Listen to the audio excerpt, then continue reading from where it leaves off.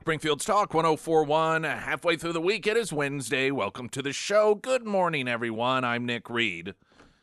We've got a Heroes Breakfast coming up this Friday, free breakfast for veterans, the Warrior's Journey, Scramblers, Delta Roofing and Air Services, heating, cooling, plumbing, and electrical, all making that possible for you veterans to get that free breakfast coming up on Friday as we broadcast live from 6 to 9 a.m.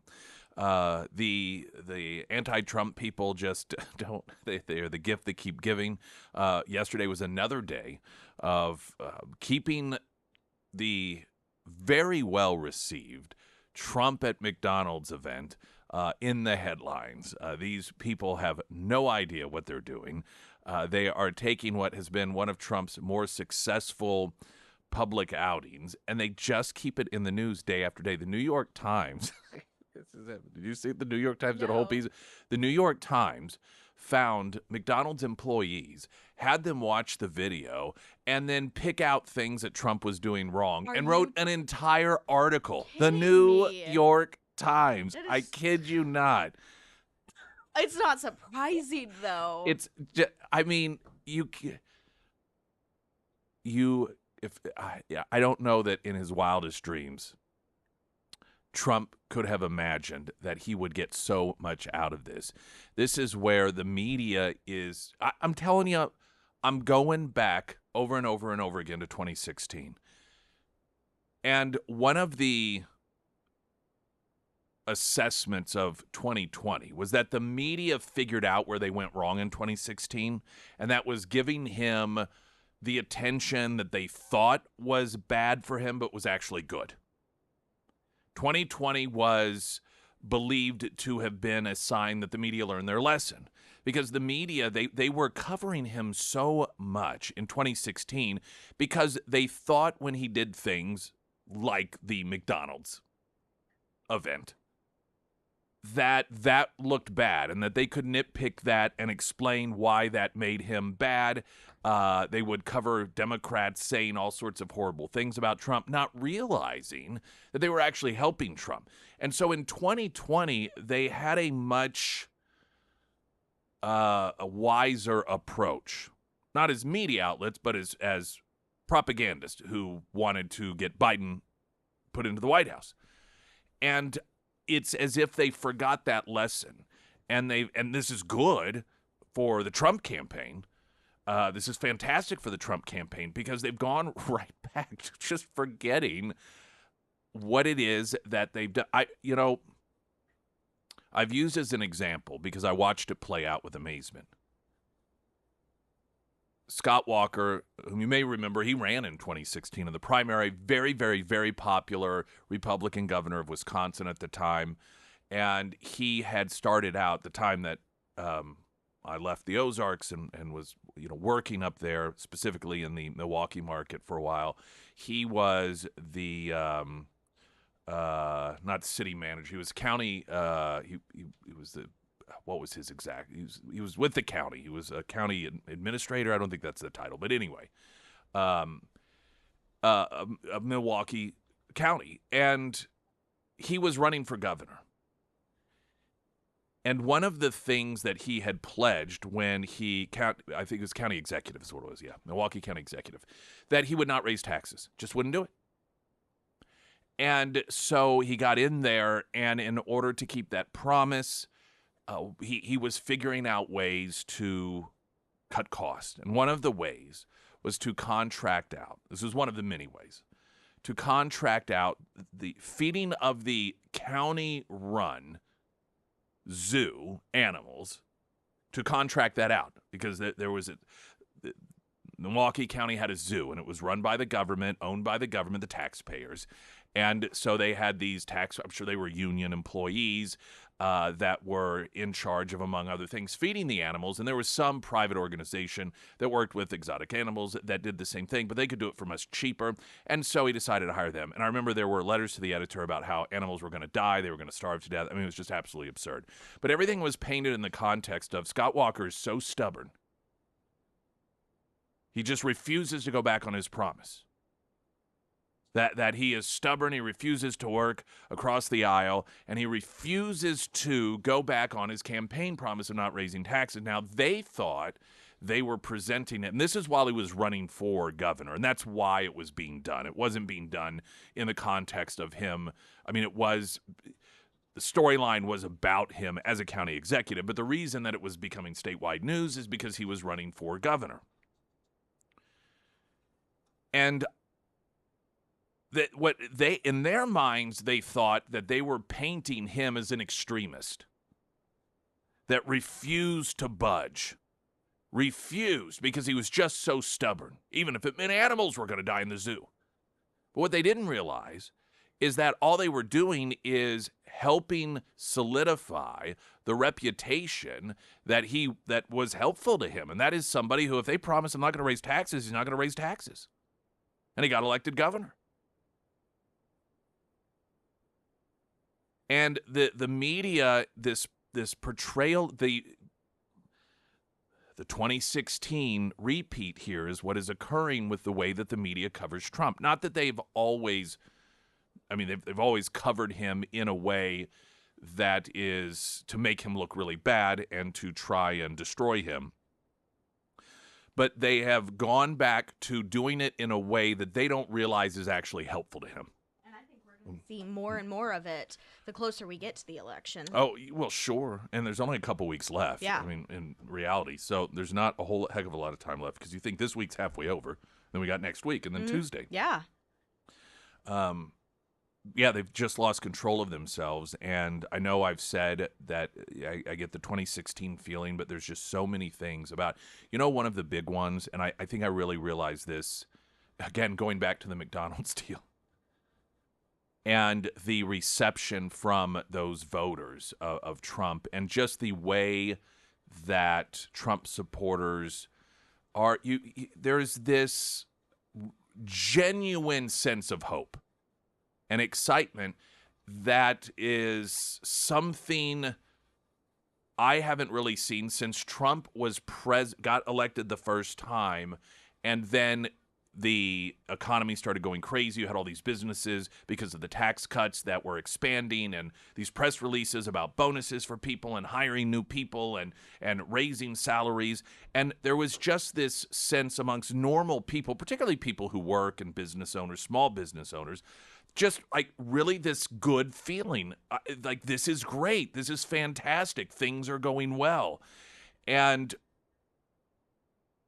now, of course, the left, they had this self-created hate because they hated Donald Trump. They just hated him. And so it didn't matter what was going on in the country. It did not matter that we were historically doing better than we've ever done, that the income gap was closing, that all of the things that the left claims that they support, they were actually happening. No, because they hated Donald Trump so much and his tweets so much, they're fueled by hate. So, of course, they weren't enjoying it. But they don't even enjoy when they do win, other than just sticking it to the political opposition. I mean, you just look at the way that this administration has behaved while they're in power.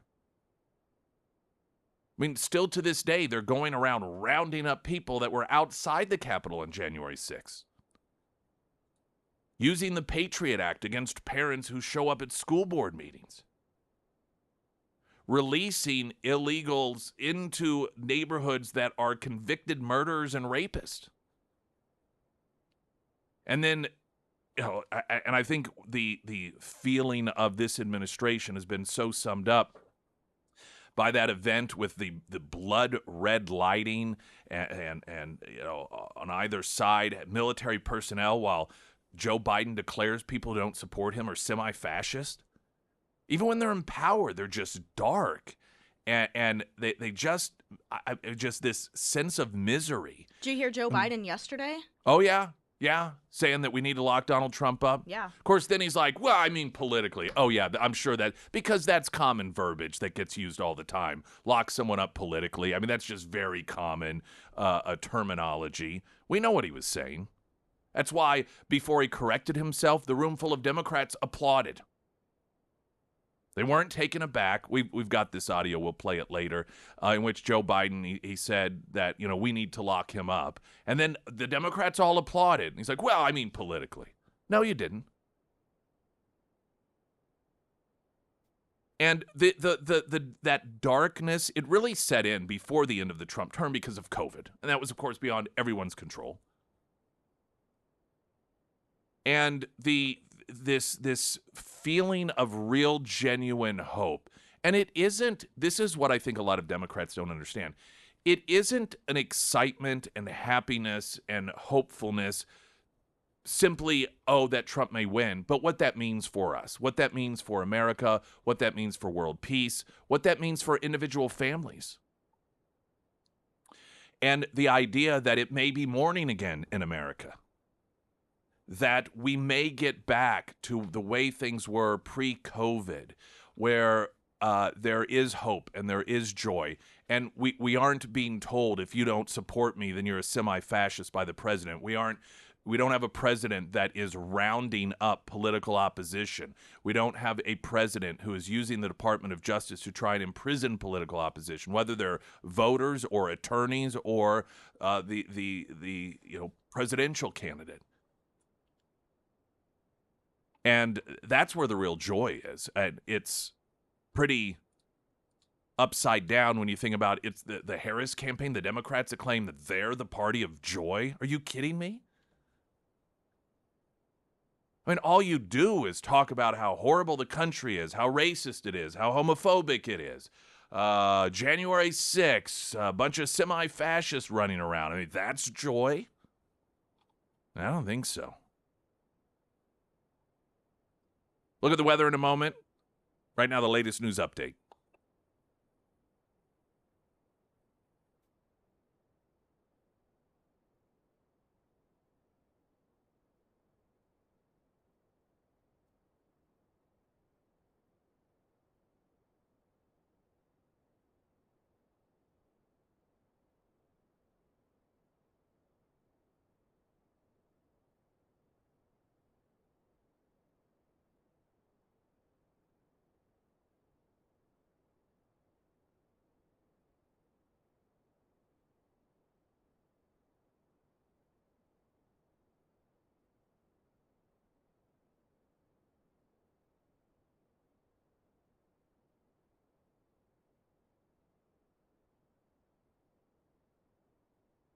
And the first alert forecast from Color 10 Fox 49 meteorologist Tom Schmidt, sponsored by Wolfpack Cleaners, your residential and commercial cleaning professionals. Today we'll see sunny skies with a high near 78. Tonight clear with a low around 52. For your Thursday, sunny with a high near 81. And on Friday, sunny with a high near 79.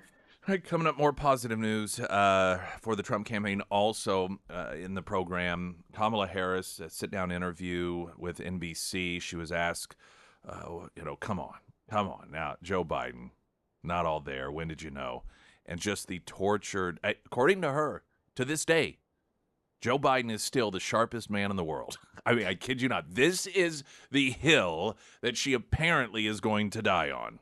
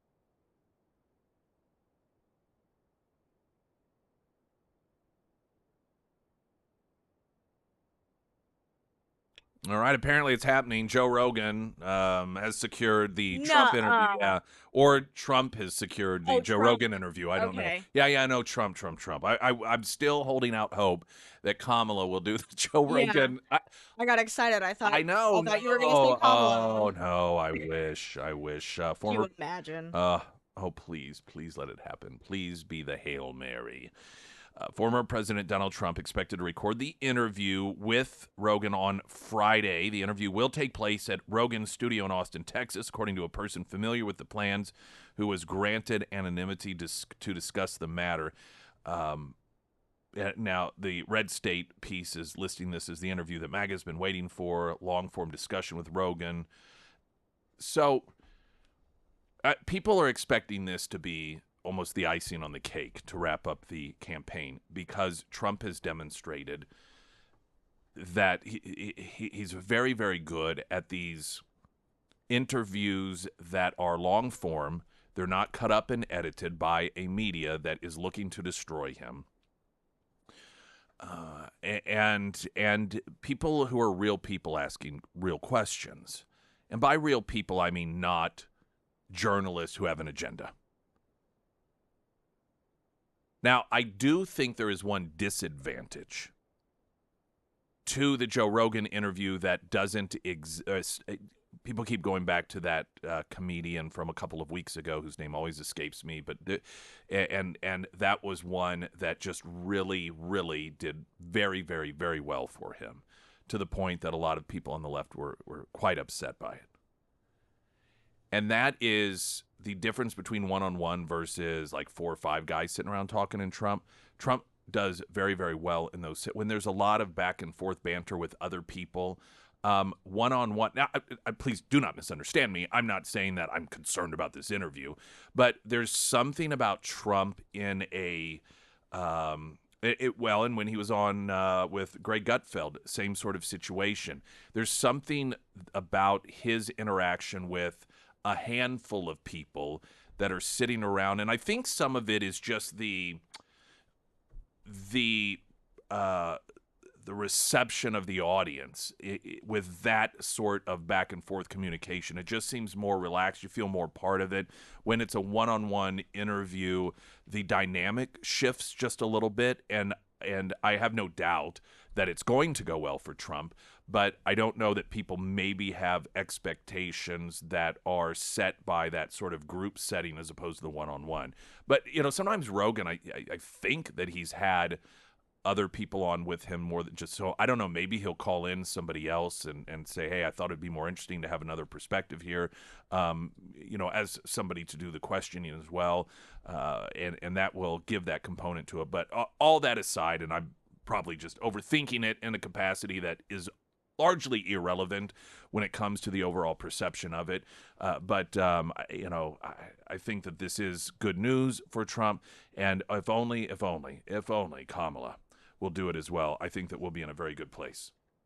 The Democrat Party losing its edge over the GOP in the critical swing state of Pennsylvania, with Democrats changing their party affiliation at more than twice the rate of Republicans, according to state data released after voter registration ended on Monday. A total of 9,088,583 registered voters were tallied across the state. When the sign-up period ended at midnight on Monday, registered Democrats maintained a lead over registered Republicans at 3.9 million, with registered GOP at 3.67 million. More than 1.4 million voters are registered as third-party or independent voters in the Keystone State. Though the Democrat Party accounts for nearly 44% of registered voters compared to GOP's 40%, it has seen its advantage over Republicans dwindle this year. In 2020, there were 9.09 million registered voters across parties in Pennsylvania, only slightly more than the 9.088 voters this cycle. And then it breaks down, numbers that kind of get into the weeds. But the point being is that once again, things continue to shift away from Democrats towards Republicans, particularly in important states like Pennsylvania. Speaking anonymously, we'll share this next. We've got to take a break. To NBC News, Kamala Harris campaign staffers are saying that they are concerned about losing Michigan and North Carolina. We're hearing more panic out of the Democrats. That Coming up, I'm Nick Reed.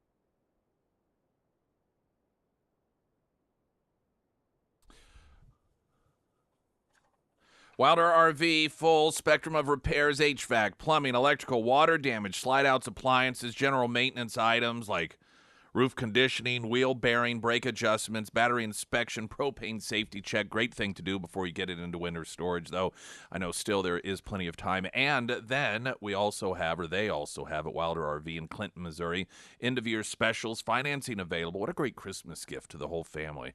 I mean, you can get financing for a really nice, brand new, family accommodating RV for the cost of a single hotel room stay. It's much more affordable than many people think. Or perhaps trading up, maybe getting something a bit smaller. Whatever it may be, winter prep, routine maintenance, or swapping in for something that is more accommodating for your needs, Wilder RV is your place to go. You can find them wilderrv.com. Also, Nick's endorsements at ksgf.com. Got to get a traffic update. Then panicked Harris staffers are leaking concerns about losing North Carolina, Michigan. This is profoundly significant. If just these two states do get lost and taken by Donald Trump, I'll explain that next. I'm Nick Reed.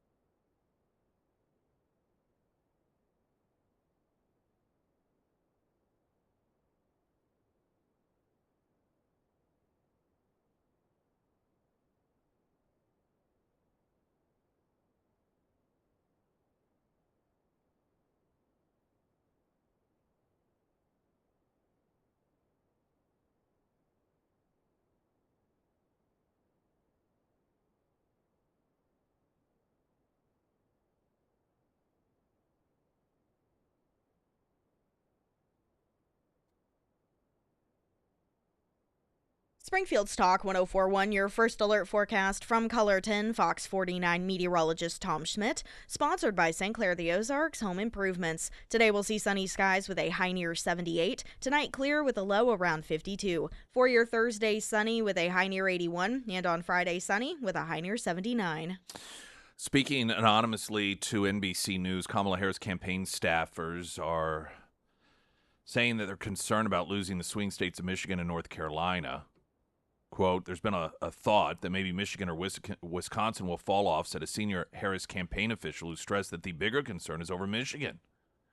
Two other people with knowledge of campaign strategy, who, like others in this article, were granted anonymity to speak candidly, also underscore deep concerns about Michigan. These people still believe that all of the states are close and that there are alternative routes to victory. Quote, while North Carolina is still in the campaign sights and Democrats maintain strong organization and leadership skills there, the Harris team is far less bullish about victory, NBC continued, adding four people with knowledge of the dynamic said. All of the 7 states, that one seems to be a bit slipping away, said one anonymous Harris campaign official. Now, here's the real important part of this. Is if Harris were to lose Michigan and North Carolina, and there are many that have just essentially said, I mean, North Carolina is going to be a Trump state. Now, whether that turns out to be the case or not, that's what's believed. So this is a Michigan situation. But they point, if Harris loses Michigan and North Carolina, but wins every single other swing state. So, you hear about Nevada, Pennsylvania, Wisconsin, all of these. She wins all of those, but loses Michigan and North Carolina. She still loses the election because that'll only get her to 267 electoral votes, to which Trump would have 277, 270 being the number needed. In that scenario, she would have to add either Georgia or Arizona to her pile to win, which are expected at this point to go to Trump. If she loses Nevada, where the early vote looks terrible for her, along with Michigan and Georgia and North Carolina, but wins Wisconsin and Pennsylvania and Arizona, she still loses the election, 266 electoral votes to 270. If she loses Nevada, Michigan, Pennsylvania, and North Carolina, but wins Wisconsin, Michigan, and Georgia, she squeaks out at 271 electoral vote to Trump's 267. So while there are numerous paths to victory for Trump, there are increasingly less and less paths seen as being likely for Kamala Harris. But that, of course, doesn't mean that that's how things are going to fall into place. Trump meets with Latino leaders after a new poll shows him with an 11-point lead ahead of Harris amongst Latin voters. It was a roundtable discussion, and this was part of that event, and you will hear Donald Trump, clearly one of the worst racists ever. I am extremely confident, without a doubt, that the first day that we elect Mr. Donald J. Trump, our next president, the first day in office, I guarantee you he'll solve half of the problems that we have. The most important, on November 5th, the election is not about you and us. It's about freedom and oppression. And this is the only man that can handle that. This is the only man that has survived, for the grace of God, things that we can never imagine. And he gets up and he says, fight, fight, fight. I happen to be honored today.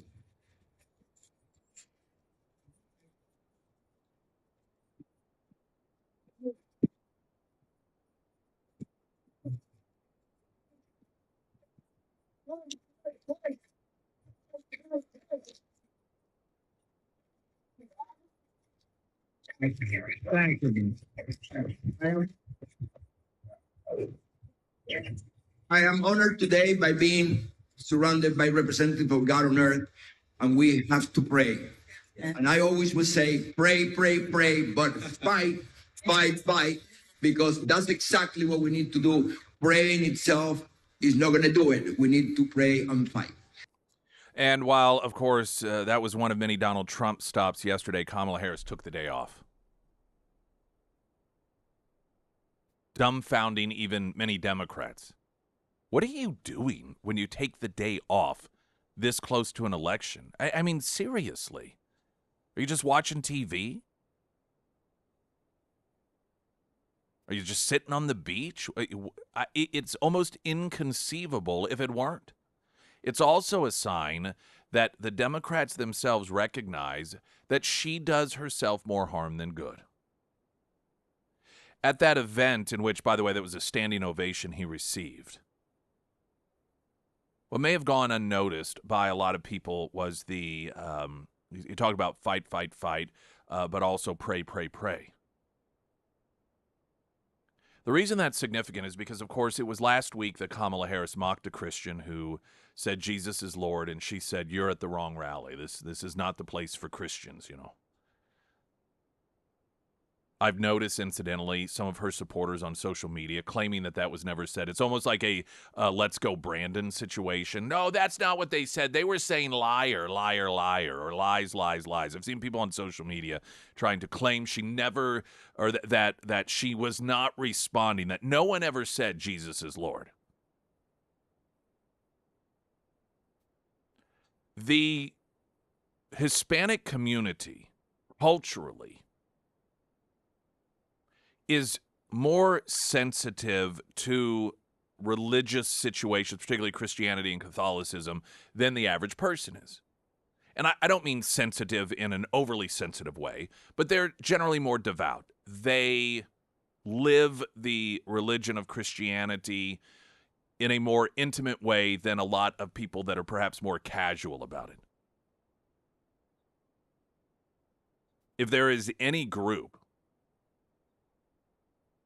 that Kamala Harris may have done herself potentially significant damage to with that, if you support Jesus, this is not the right place for you, her rally, her country, her administration, it may have been the Hispanic community. Because for Hispanics that are generally culturally pretty devout to Christianity, to see one of the leading candidates up there, and it wasn't just tell people who say Jesus is Lord that this isn't the place for you, but then whipping the crowd into a frenzy while they all cheer and mock the Christians as they're escorted out of the arena.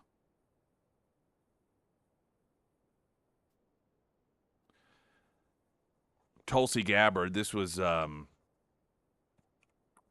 see, I'm gonna take a quick break here, get a traffic update, and then I want to play audio. Tulsi Gabbard yesterday at an event with Donald Trump announcing that she is officially becoming a Republican. That next, I'm Nick Reed.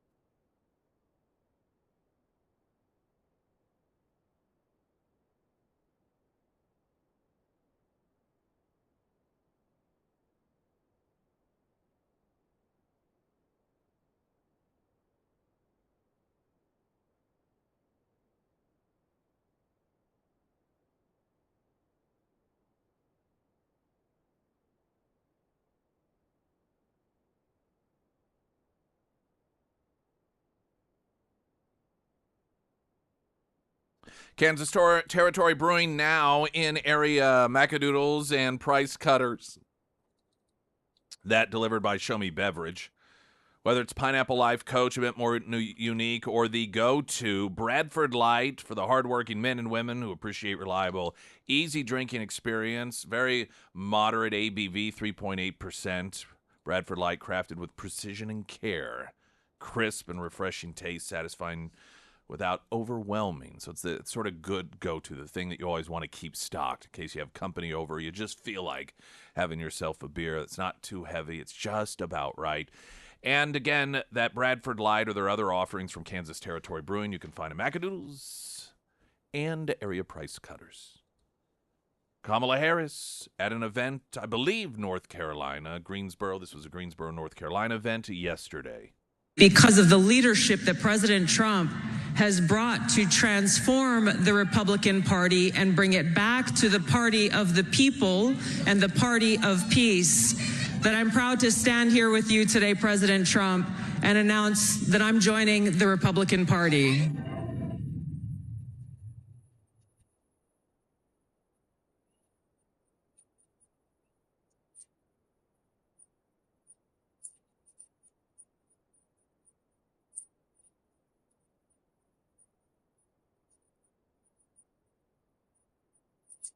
I'm joining the party of the people, the party of equality, the party that was founded to fight against and end slavery in this country. It is the party of common sense and the party that is led by a president who has the courage and strength to fight for peace.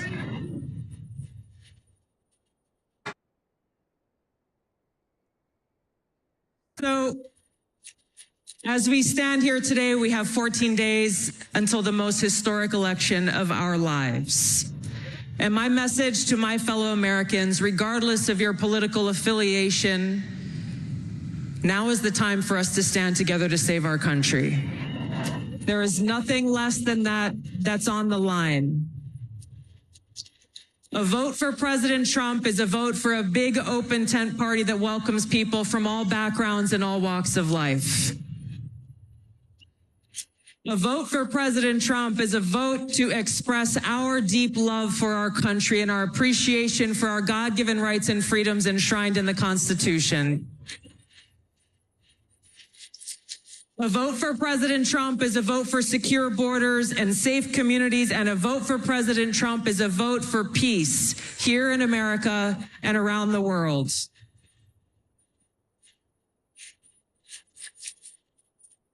I'm looking forward to casting my vote for President Trump because you are our best and only hope in this election to lead our country toward a future where every one of us can live in a truly free, peaceful, and prosperous nation.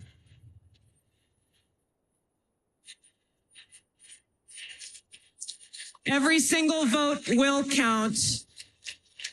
This is our opportunity to vote for freedom, to vote for peace, to vote for America, and vote for President Trump to go back to the White House and make America great again. Thank you so much. It was yesterday, Greensboro, North Carolina. Tulsi Gabbard making that announcement doesn't hurt. Well, we got Tulsi, they got Liz. Yeah, who do you Feels think? like a win. It feels, well, it's not just, it's a double win because not only does the Republican Party gain Tulsi Gabbard, but they win by losing Liz Cheney. That is not a win for the Democrats are not very good at these trades. You look at the prisoner swaps, for example. I mean, not that every life isn't sacred, but in terms of, who comes out ahead and national implications, we get a WNBA player and Putin got his most valuable arms trader, in Russia. I mean, it's like one of the most coveted individuals for his efforts, his nefarious war efforts and invasions, and we got a WNBA player. A lot of people look at that and like, I don't know, it's a fair trade. Look at Bo Bergdahl. Was it Bo Bergdahl? Was that the name of the who back during the Obama administration who went AWOL and joined up with the Taliban, and then the Democrats really miscalculated that one, thinking, boy, we're going to have a huge ceremony and announce that we got him back, and he was somebody that was a traitor. He abandoned his fellow troops, and the Taliban got the 5 most wanted terrorists in the world. That's what they got. It's like, you guys are not very good at making these deals. And so they get Liz Cheney, we get Tulsi Gabbard once again demonstrating. I think that Republicans come out, and Adam Kinzinger. Throw that in there. Oh my gosh. Have you seen the Adam Kinzinger / Kuntz news? Oh my goodness, this is fantastic. We'll talk in depth about it later, but here's the short version. So Kuntz, who's running against Josh Hawley for the U.S. Senate, and thinks it's a good idea to have rich celebrities like Andy Cohen and others campaign for him in Missouri, decides it's also a good idea to have Adam Kinzinger, the Illinois, quote, Republican who was part of the January 6th show trials, campaign with him. So they decide to do a little show, Missourians, what men they are, and they go out and they do this event in which they're shooting AR-15 style weapons. And a reporter gets shot. It gets a piece of like shrapnel hits him. Oh, man. So as you can imagine, I mean, just the KSHB 41 reporter injured at Lucas Kuntz campaign event. Okay, this is a good time to talk. We're going to take a break, and then I'll fill you in on it. And perhaps the best part about it is Kuntz throws the firing range under the bus. He essentially blames them for the fact that he shot this reporter. That next.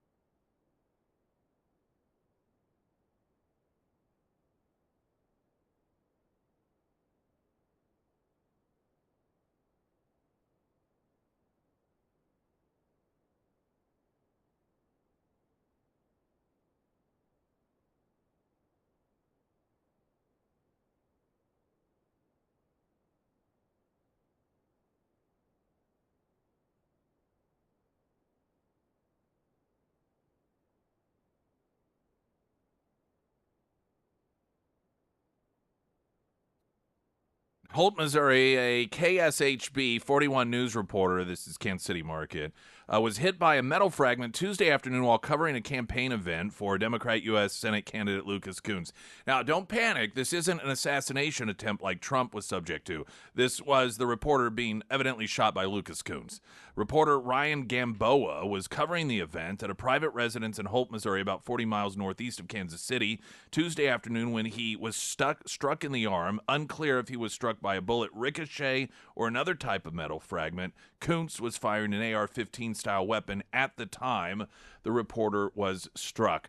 So this is, of course, as you can imagine, circulating, particularly amongst conservative media nationally. Abigail Jackson posted out, and she's the comms director for Holly. So she shares Lucas Kuntz, and so he's trying to put a happy spin on shooting a reporter, saying, "Great day at the range today with my friend Adam Kinzinger. We got to hang out with some union workers while exercising our freedom. Always have your first aid kit handy. Shrapnel can always fly when you hit a target like today, and you've got to be ready to go." And she responded, "Great day at the range. We shot a reporter, but other than that, all good." Josh Hawley, while Kuntz was busy shooting at reporters, Aaron and I were traveling the state. He also noted with a picture of his grandma holding an AR-15, or what looks like an AR-15. "My grandma's a better shot than Lucas Kuntz," and Eric Schmidt getting in on it. "All this Kuntz cosplay can be dangerous." And you noted everything about this is hilariously wrong. Some of the comments that people were making. Yeah, somebody said this is what happens when low T men get together and try to do something manly. I mean, really. Somebody else commented, "We need a special jail for journalists, but shooting them?" My favorite one, "Guns don't kill people. Lucas Kuntz and Adam Kinzinger do." So now there also was a posting, the pictures themselves that were being taken. And Sean Davis, who is with the Federalist, had the following regarding the pictures, saying, "I'm sorry, but this tweet is insane. It contains multitudes. The longer you look at the photos, the worse it gets. One, they're shooting steel at 5 to 7 yards with rifles, which could have killed someone given the force with which the bullets will ricochet off the steel targets at that distance.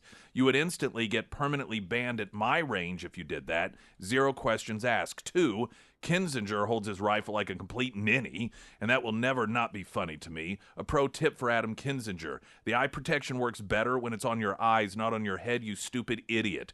Try using your brain for once. You're lucky you still have one after today. 3, Kinzinger is for some reason using a high-powered scope to shoot a target 5 yards away.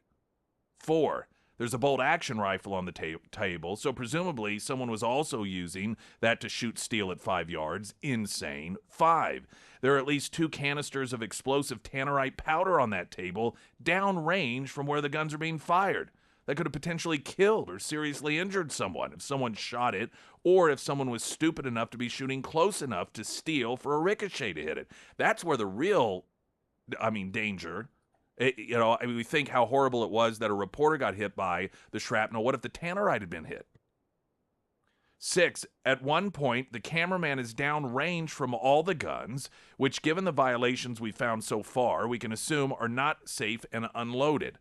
Way to think that one through, dummy. 7, and these morons are so stupid that even after shooting someone whose injury was due entirely to negligence, they thought it would be an awesome idea to post the evidence of their idiocy for all the world to see. Lawyer up, dummies, because that reporter you could have killed has you dead to rights. Absolutely mind-blowing insanity from a candidate for a political party that wants to take away your guns because it claims you can't safely own them." Now, there's a KSHB story, KSHB 41 reporter injured at Lucas Kuntz campaign event, and this is just the best part of it all. This is the last 2 sentences. Before a political rally Tuesday night, Kuntz said he was glad Gamboa was okay. That's the reporter. Kuntz told a different KSHB 41 reporter his campaign relied on the gun range's safety protocols. So in other words, it's not his fault that he didn't rely on his gun safety protocol, but it was the gun range's safety protocol that he relied on. So there's a couple of things about this. 1, he's not taking responsibility for this. He's blaming someone else. But 2, that's not how gun safety works.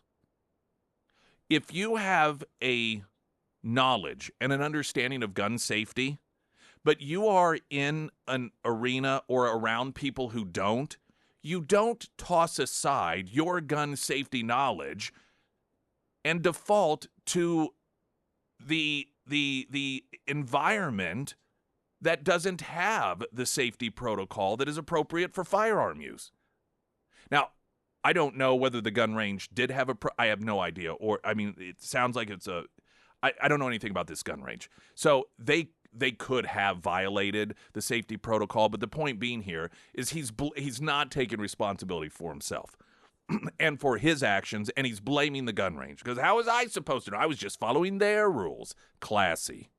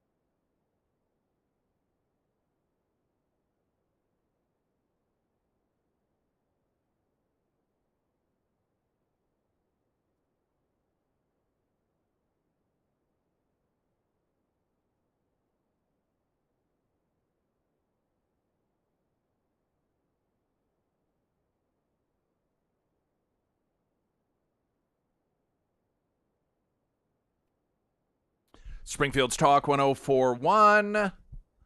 My name is Nick Reed. Some of your text messages regarding Lucas Kunce shooting a reporter. Lucas Kunce running for the U.S. Senate against Josh Hawley. He was, along with Adam Kinzinger, who is that nut job Republican from Illinois who participated in the show trials regarding January 6th.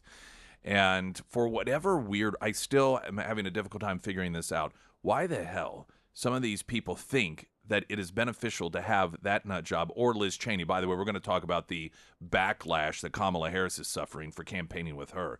But who is Kunce trying to get by having Adam Kinzinger? Does he think Democrats are going to be excited about that? Does he think the heavily Trump-supporting Republicans in the state of Missouri are going to be like, well, you know what? Oh, I kind of like the cut of his jib. I think that I'm going to vote for Lucas Kunce now. I mean, who on earth is he going for here? So they decide to go out and shoot guns, and they are shooting high-powered rifles from like 5 yards away from steel metal plates, and then evidently just shocked when a reporter gets hit by shrapnel and is injured. He's fine. They tended to him on the scene, first aid kit and everything, and then tried to play it up like, that shows we're responsible gun owners. When we shoot someone while irresponsibly shooting, we're ready to take care of them on site. So one of the text messages, they picked up high-powered rifles. They don't know how to use them. Another saying, I thought that they were shooting at a private residence, so no official shooting range, hence no official shooting range safety guide. And a number of you have noted that the news said it was a private residence. So this is where, and I suppose one could say it's shoddy reporting.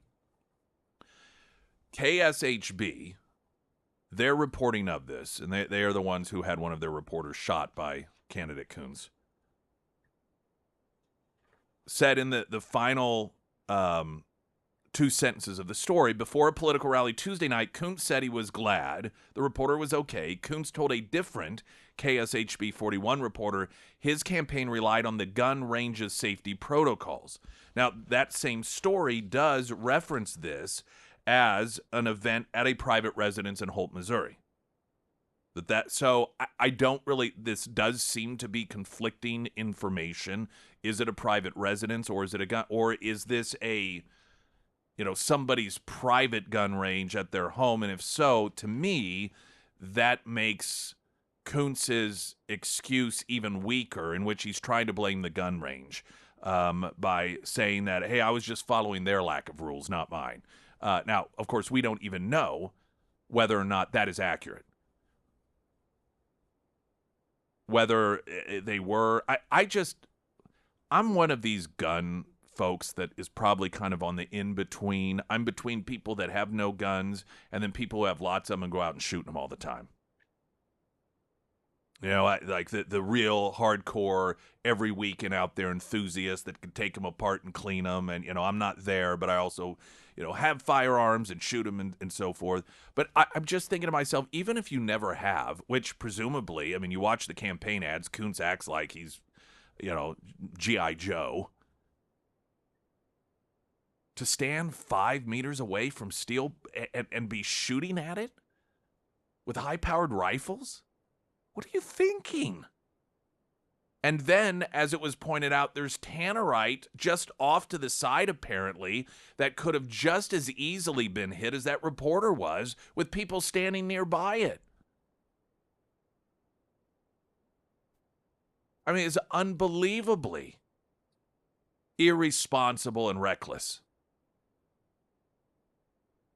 But to say, hey, I was just I was just going by that. You do not, if you have an understanding of firearm safety, and you're in an environment, if what he says is true, in which they are not following firearm safety rules or common sense, you don't then default to the more dangerous scenario. You don't say, well, when in Rome, I know that it's not a good idea to shoot steal with a high-powered rifle, just, few meters away. And that tannerite over there that could catch some shrapnel or a ricochet and explode, killing all the people nearby. That's not why, but hey, these aren't my rules. That's really the I love, though, how here's somebody that clearly is a supporter of his, having an event, inviting, whether, there was a proactive invitation or he was contacted, but decides, okay, I'm going to host this event, doing this as a supporter of Kuntz, and then the final statement in this particular news story is Kuntz throwing the guy under the bus, or the gal, whomever it is. I was just following their rules. Nice. Very, very, very classy. Jeez. I wonder if now the reporter's not going to clearly file any sort of lawsuit. I shouldn't say clearly, but we are talking about journalists, Kansas City. Odds are, I'm stereotyping, probably a Democrat. And, they'll take a bullet for each other, literally. So I suspect that there won't be any sort of actual lawsuit. But if there was, would that be the legal position taken by Kuntz? It wasn't my fault, it was his. I was just following his lack of rules, because that's what I was taught. What a great example for young people. Hey, but he's got rich celebrities on his side, so, Andy Cohen. You got Andy Cohen.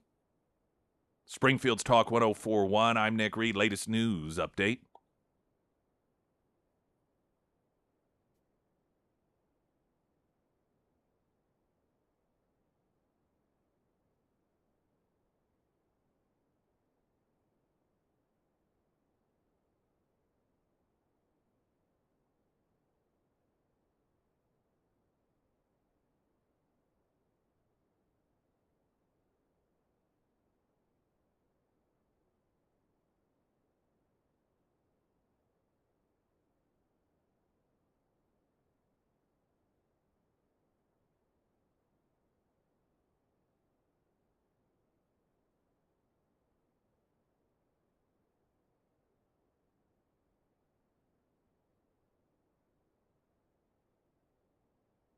And the first alert forecast from Color 10 Fox 49 meteorologist Tom Schmidt, sponsored by Sinclair the Ozarks Home Improvements. Today we'll see sunny skies with a high near 78. Tonight clear with a low around 52. For your Thursday, sunny skies with a high near 81. And on Friday, sunny with a high near 79.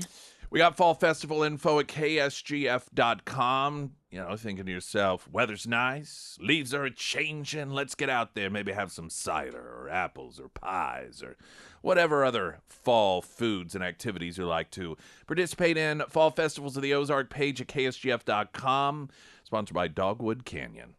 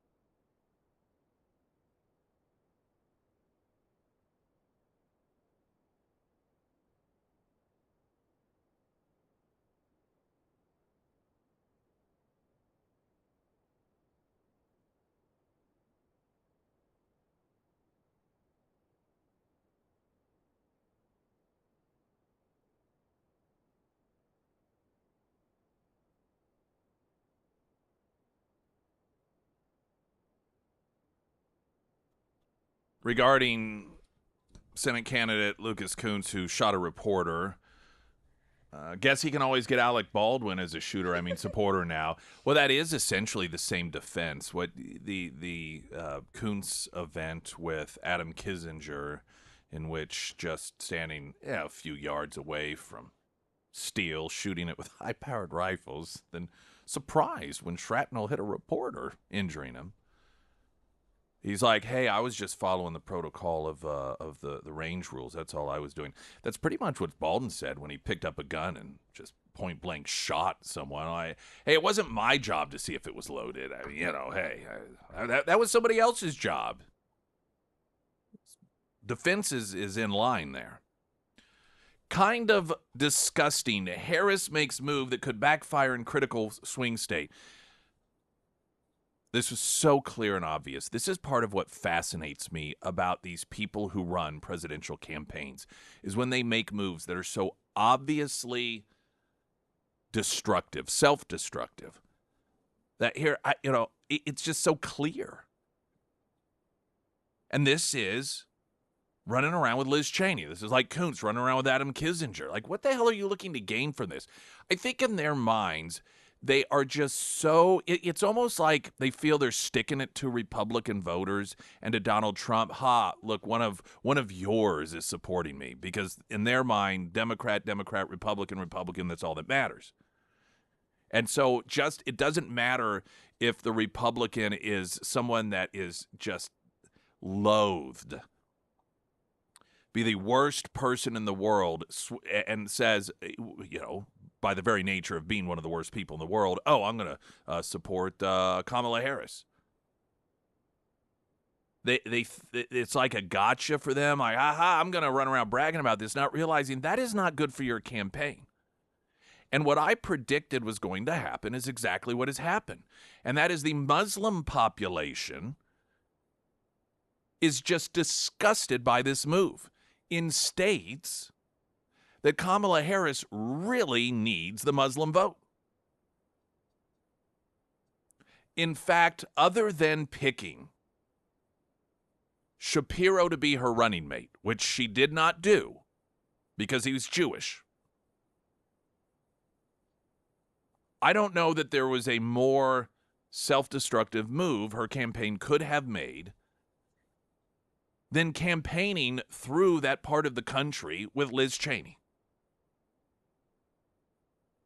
Fox News reporting Vice President Kamala Harris's decision to hit the trail with former Republican Representative Liz Cheney could backfire in Michigan, where Cheney is hugely unpopular with the critical voting bloc in the swing state. Quote, "It was surprising for us as Arab Americans to have Kamala Harris bringing someone whose family name always reminds us of war crimes in the Middle East."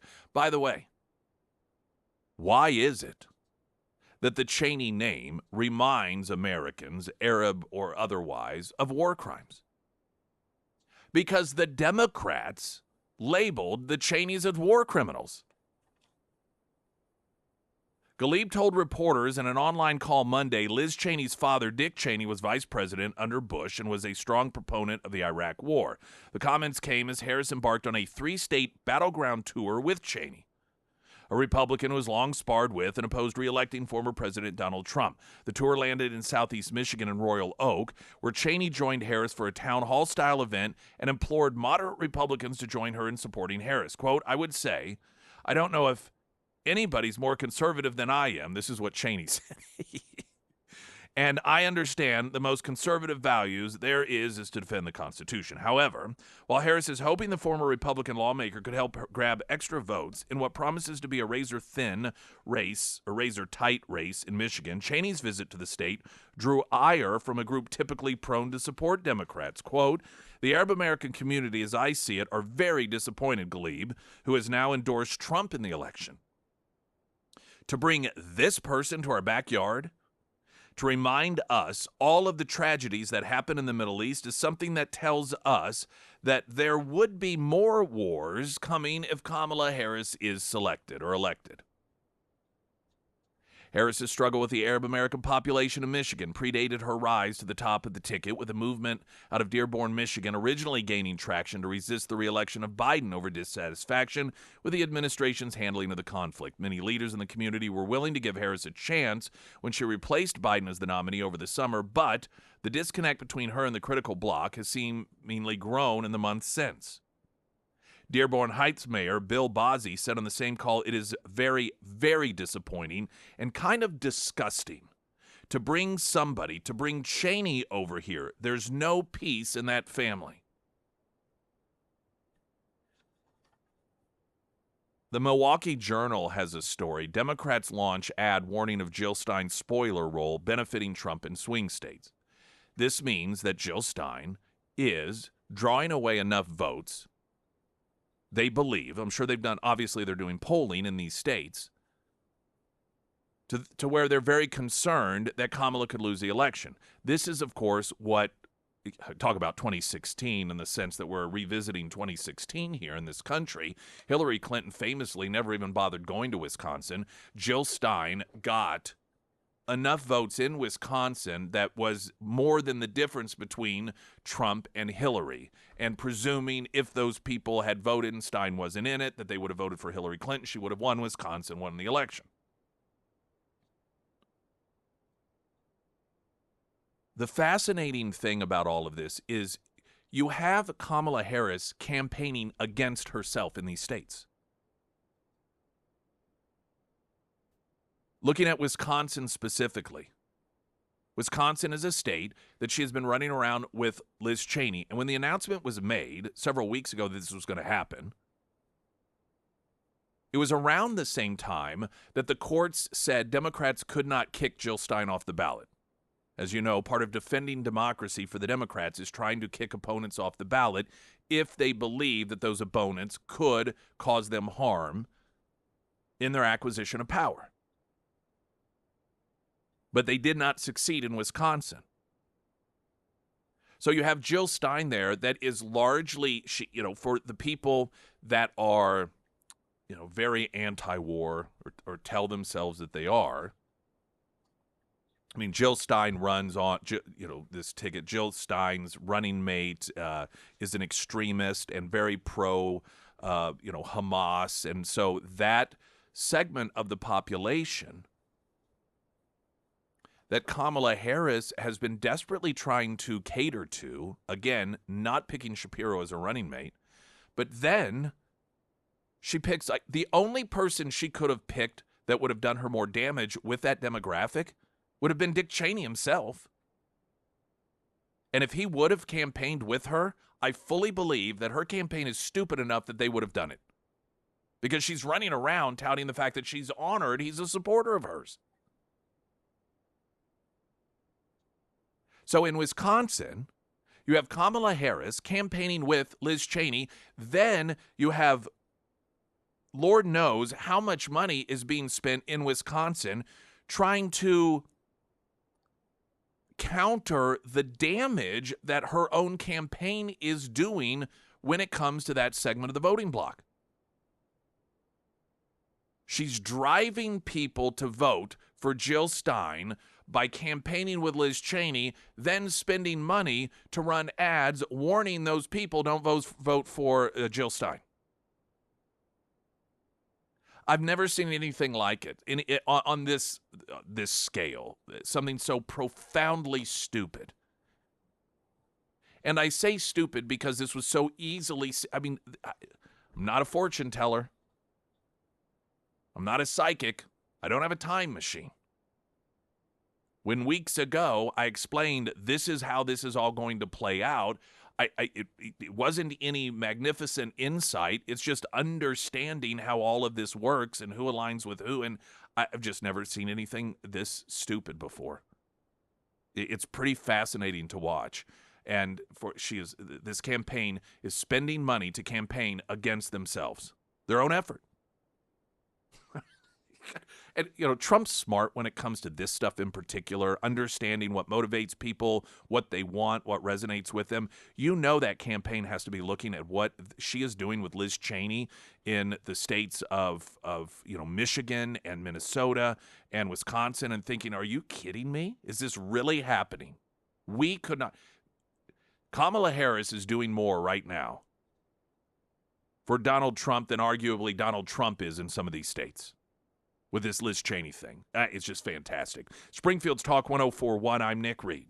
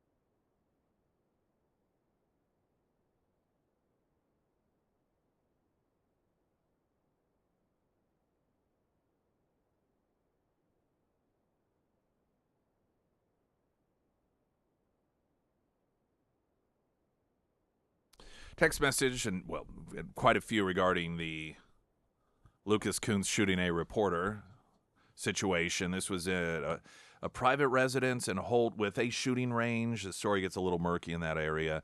And he and Adam Kinzinger, the January 6th show trial participant, Republican congressman from Illinois, who he cries a lot too. He's got some emotional issues, it appears. And they were deciding to shoot high-powered rifles like 5 yards away from Steele. And lo and behold, there was a ricochet, shrapnel, that hit a reporter and injured him. Text message, Pyramid Roofing Company, talk and text line. Dick Cheney shot someone too, and he was responsible enough to have a medical kit with a medical aid person there to treat the injury. Now, at the time, I recall, it was largely, well, not reported, but the responsibility in that scenario was on the person who got shot, arguably, because he got into the line of fire. But that aside, I don't know whose fault it was. But I do know who Dick Cheney's endorsing for president. And it seems to really fit when it comes to people that support Democrats, support Kamala Harris, and the use of firearms, whether it's Tim Walz trying to load a shotgun, which he claimed on The View, well, I can shoot better than them. I have the trophies to prove it. Can somebody request to see those trophies? Am I the only one that immediately thought, oh, okay, Tim, right next to your box of tampons to hang out the kids on the playground? Weirdo freak.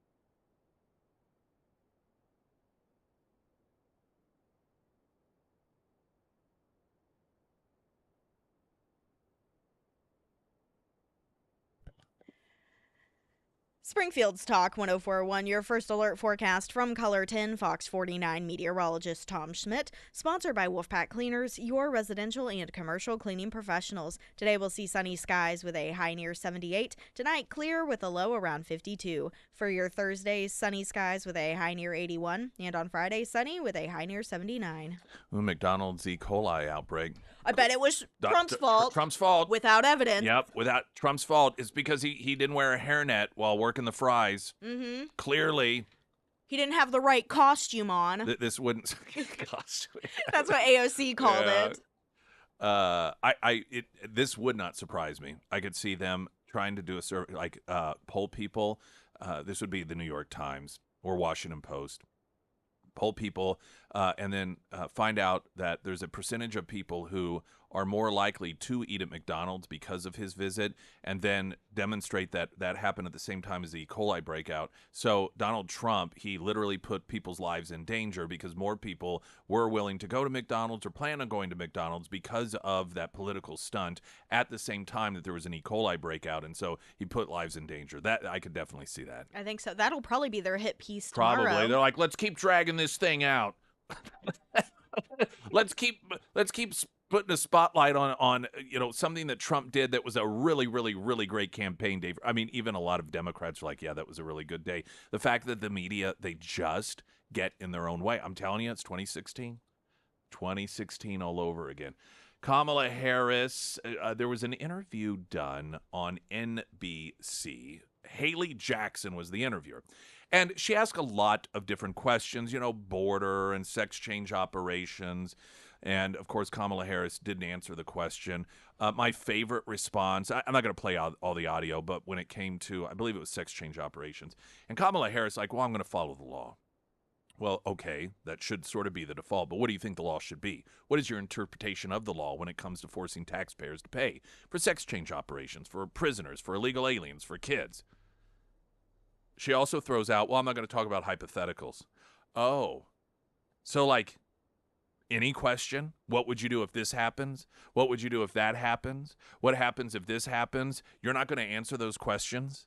Did she then pivot to say, well, Donald Trump's Hitler? Yeah. Because that's what she always does. Did I mention Hitler? I mean, Trump. Same thing. Followed by cackling. I'm not going to talk about hypotheticals. That's what your entire campaign is supposed to be about. Here's what I will do if I'm elected president. The question of when did you know that something was wrong with Joe? When did you know what everyone else could see? I love in the opening of this I think this reporter did a fantastic job of asking this question, because what is the big response, I suppose, to try and dismantle this argument, and that is, well, he's not on the ballot, and the reporter, you'll hear ask the question here, takes that out of her arsenal, by immediately saying, now I know he's not on the ballot. So she's sort of disarming these auto responses, and this is the exchange. I know that Joe Biden is not on the ballot. I understand that. But the reason that you are at the top of the ticket is because he dropped out of this race. And so I want to ask you, and it was largely because of that debate performance back in June. You defended him in the days before and in the days after as you were campaigning for another 4 years for President Biden. Can you say that you were honest with the American people about what you saw in those moments with President Biden as you were with him again and again, repeatedly in that time? Of course. Joe Biden is an extremely accomplished, experienced, and capable in every way that anyone would want if they're president. You never saw anything. I'm going to pause this here because I have to tell you the visuals of this if you watch it. It is... She cannot look the reporter in the eye when she's answering this question. It is so clear that she's uncomfortable telling what she knows. Everyone knows she's lying, and she knows everyone knows she's lying. That she looks off to the side and during the 90% of her, of course, I mean, he's just the most amazing person ever. He's what anyone could ever want in a president. She can't even look the reporter in the eye as she's saying this stuff. Debate night behind closed doors with him. It's a bad debate. People like bad debate. He is absolutely, that's the reason why you're here, and he's not running for the top of the ticket. Well, you'd have to ask him if that's the only reason why. What do you think? I'm running for president of the United States. Joe Biden is not. And my presidency will be about bringing a new generation of leadership to America that is focused on the work that we need to do to invest in the ambitions and aspirations of the American people. It's a judgment question. That's why I ask. Can the American people trust you in these moments, even when it's maybe uncomfortable for Americans to level with Americans in that way? So that's why I ask. And it sounds like what you're saying is you feel like you never saw anything like that from President Biden. I have worked with Joe Biden, hours and hours and hours over these 4 years, whether it be in the Situation Room or the Oval Office. Joe Biden is the one who was able to bring NATO together during a crisis where for the first time in 70 years, Europe saw and has seen war. Joe Biden has done the work that has been about being a leader on what we have done to fix so much of what has been broken in terms of the economy because of Donald Trump's mismanagement. I speak with not only sincerity, but with a real firsthand account of watching him do this work. I have no reluctance in saying that. No, of course I don't. I like how she just gets back to that reset. I'm running for president of the United States. Now, did this air the same time that Joe Biden was out there saying that we need to lock up Donald Trump? Yeah, I don't know if this aired at the same time or not. I mean, good on this reporter, Haley Jackson of NBC, because that is straightforward, exactly the way that should have played out. I mean, saying, listen, this is a credibility issue. This is why I'm asking. I know Biden's not on the ballot, but this is your credibility. You told the American people. Should they trust you? Well, did you know I'm running for president? Oh, yeah, we got that part down. I believe what is happening here with some of these surprisingly balanced approach interviews by people who otherwise perhaps would do more to try and help Kamala along is that they are realizing the ship is going down and they don't want to go down with it.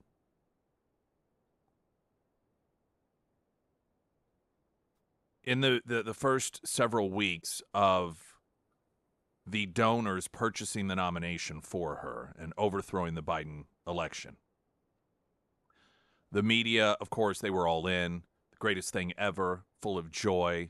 The great hope is here. It's the same media that months prior said she should have been dropped from the ticket because she was such a bad vice president and a horrible candidate. But they got in line and okay, our job now is to get her elected. This is what we've got to do. It became increasingly clear to them that she was not going to be able to do her part successfully. And there is, I believe, with some of these people in the media, a recognition that she is sinking her ship. And they believe that if things stay on the path that they do, there is a very, very good chance that she's going to lose this thing. And I think because they, at this point, are beginning to realize there's nothing that they can do to help her any longer. They've watched. I mean, reporters like Haley Jackson at NBC that did a straightforward job here. She's seen all these other interviews with other people who have tried to help her, who have been there as an ally to do an interview and to ask questions in a way that are meant to help her get elected president of the United States, but she's not doing her part. And you have what I believe increasingly with reporters like Haley Jackson that are actually doing the job of a journalist instead of a campaign operative of the Kamala Harris campaign because they realize that that isn't going to work anyway. And why in the world do I want to go down with this ship? If it's going down anyway, I might as well just appear as if I'm not in the bag for this person and I don't want to be a loser with this person. And some of it may be out of frustration, aggravation, and even anger that here we've done everything for you and you are screwing the pooch on this thing. So why should we help you if you're not going to help yourself?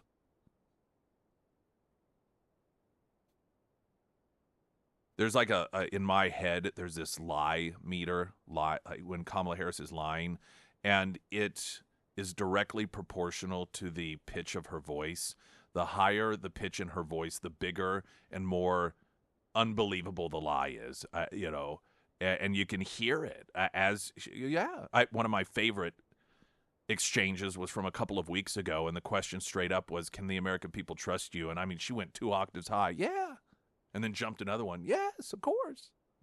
You heard the same thing there. Like every time she was trying to solidify her answer and convince the NBC reporter that she can be trusted and that Joe Biden is still to this day the sharpest man in the room, her voice got higher and higher and higher. Springfield's Talk 104.1. I'm Nick Reed.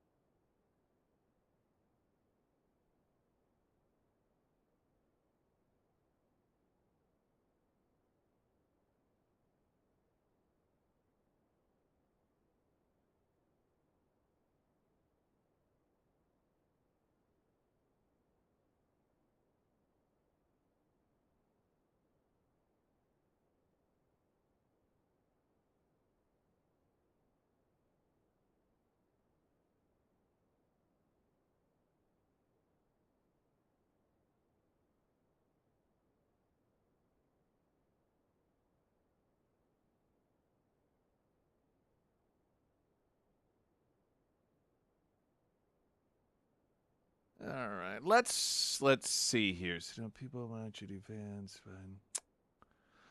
Oh boy, oh boy, oh boy. Well, I thought I had. Let me double check here. I was looking for some specific audio. Did I not?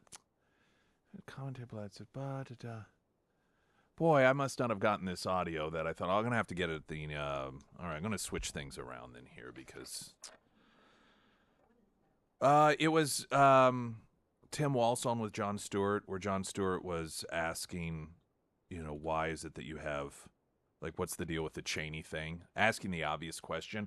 I know I recorded this. Let's see, I got told Trump, Obama, Biden, J.D. Vance, Biden people, I'm looking through. Maybe I didn't save it or something. Perhaps I didn't. Can you find that? All right. In the meantime. We'll do it because I've got a cluster of different Tim Walz stories here. You know that you're doing very poorly if you are on the Democrat ticket and CNN is fact-checking you as false. I do. I think there's a frustration in the media. They're getting very annoyed at the constant missteps, the boneheadedness, the self-inflicted wounds by this campaign, and so they're just done going down with the ship. And one of the claims that was made by Waltz recently had to do with manufacturing jobs, and this got fact-checked on CNN. Let's talk about manufacturing. Building back up manufacturing in the United States is a focus of both campaigns. I want to play for you what Vice Presidential candidate Tim Walz said about this yesterday. We want to make sure that you're able to bring manufacturing like Kamala Harris has did. We know Donald Trump lost more manufacturing jobs than any president in American history. Yep. That's simply factual. What are the facts here? Well, if you're going to say something is simply factual, it should be factual. It's not true that the Trump presidency lost more manufacturing jobs than any other presidency. Under George W. Bush, there were about 4.5 million manufacturing jobs lost. Under Trump, it was about 178,000. Now, there were also more manufacturing jobs lost than under Trump, under Eisenhower, under Ford, under Reagan. So Trump does not have the record. I think it's also worth pointing out for context that these Trump job losses in manufacturing overwhelmingly occurred because of the COVID pandemic. Pre-pandemic, under Trump, there was a gain of about 414,000 manufacturing jobs. Again, he ended a negative 178,000, but that was largely because we had a pandemic-related crash. All right, so again, it's the COVID situation in which the government's response to COVID shut down so many of these factories. So if you take out the COVID, he not only did not lose manufacturing jobs, but about 500,000 were created under his presidency, which makes sense. Again, if you remember, after the tax cuts went into effect, even locally here, there were a number of different manufacturers that announced that they were expanding jobs, that they were going to build infrastructure, they were going to be able to hire more people. That was a direct result of those tax cuts, which corporate tax cuts specifically, which Kamala Harris has announced that she's going to increase. So you want to talk about doubling down on what already is a damaging policy from this administration. Kamala Harris, when she talks about, well, I'm going to do things differently than Joe Biden, she's talking about making them worse, believe it or not. But you're doing poorly when CNN is fact-checking you as not telling the truth about Donald Trump, and you're a Democrat. During an interview on the Daily Show Monday, one of the things that was discussed was about the unions, and I thought this was just so absolutely perfect, and why it is that they're not getting the solid union support that they have. And he asked, why have the unions been more reluctant in this cycle to support you? And Walt said, well, it's a couple, they have tough politics inside the unions. These are folks that are directly responsible to their members. And look, their members, some of them split off. The bottom line is, how can you be with a guy who wants to bust up unions, so forth? Stewart said, but that is the cognitive dissonance I don't quite understand. You're talking about unions. And Waltz interjected, saying some of those leaders did not show the courage they needed to. The vast majority of union leaders showed the courage that they're backing us. That's what it is. And so what he's saying here is that, because he talked about how, and the reality that you had significant number of actual workers that are supporting Trump. And Tim Waltz's position here is that the union leadership did not show the courage to defy the people that they're paid to represent. That they should have stood up and told the 60 to 70% of workers who say that they want the union to endorse Donald Trump, they should have told them where to go pound sand.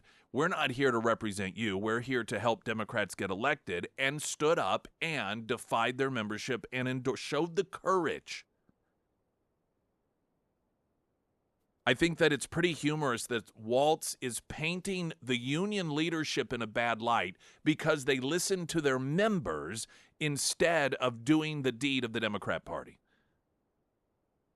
And it's also very, very instructive in recognizing how comfortable the Democrats and the union leadership have become with that relationship and that recognition that the union leadership's job is not to represent the members, it is to get Democrats elected.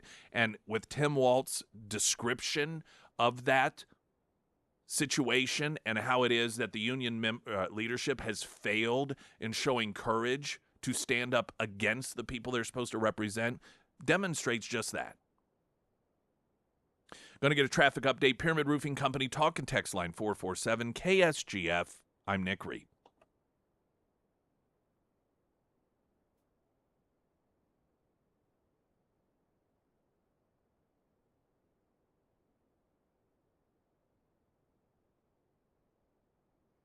First qualifications of being a vice president. Can't think of a vice president in recent memory that used a shot. Obviously, rifle safety. I think.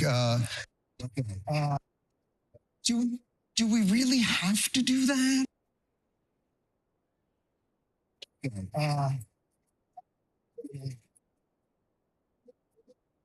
Used a shotgun irresponsibly. I think I was the guy. Okay. What was the Cheney thing? Do we really have to do that? Look, it goes. Having the Cheneys on board? You can't Dick Cheney or Taylor Swift. No. We're a big fan. No. Don't you think, though, that, and I do this, I believe this, there is still a core group of folks out there, you know, your point being, and not joke, the don't tread on me, the Reagan piece of this, the libertarian piece.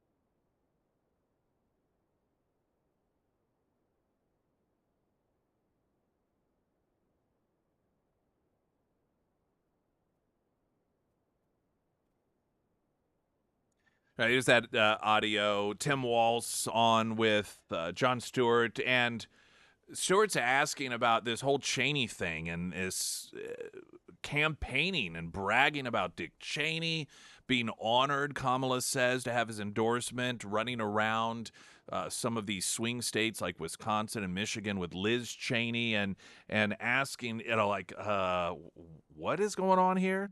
What was the Cheney thing? Do we really have to do that? Look, it goes broader than that. Look, Bernie Sanders, Dick Cheney, Taylor Swift. No. The Cheneys on board? You can't Dick Cheney or Taylor Swift. No. We're a big fan. We're a big fan. Treated Taylor Swift to get us to invade. No. We're a Big Ten. This whole exchange does demonstrate that the Democrat Party has no real moral compass or anchoring whatsoever. None. That they will switch on a dime if they believe it will help them.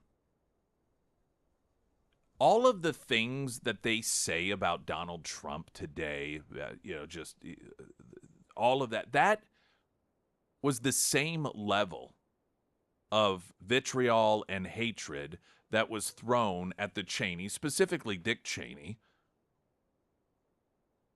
just years ago. It wasn't, well, we don't like Dick Cheney because we disagree with him on this policy or that policy. This was somebody that the media was clamoring to have walked out of the White House with handcuffs on. This is a guy that Democrats argued was a war criminal. Bush lied, people died was a slogan, and Cheney was part of that. Cheney was the Darth Vader that was behind Bush, coordinating all of this for his Halliburton buddies and all of these things, most of which wasn't true. It wasn't that they had policy differences with Dick Cheney. It was that he was the embodiment of evil. And now they act like, oh, well, no big deal. No, we'll ally with him because he supports. Why would you want somebody evil supporting you? For that matter, you know, there are a number of Democrats. Well, Kuntz right here, when he's not shooting reporters in Missouri, he's got campaign ads running tying him to Trump. Oh, supports that Trump border wall. Tammy Baldwin, who is potentially in trouble running for re-election in the U.S. Senate up in Wisconsin, she's running ads, and this friendly. You got the gal who's running in Michigan. Oh, I voted for this legislation that Trump that he signed, and so you have all of these Democrats that fear that they're in danger, that are tying themselves to Trump. Why would you tie yourself to someone if they're a danger to democracy and an extremist? Why would you promote them? Why would you be out there tying yourself to someone that you claim is a domestic terrorist? We've got news in 60 seconds. I'm Nick Reed.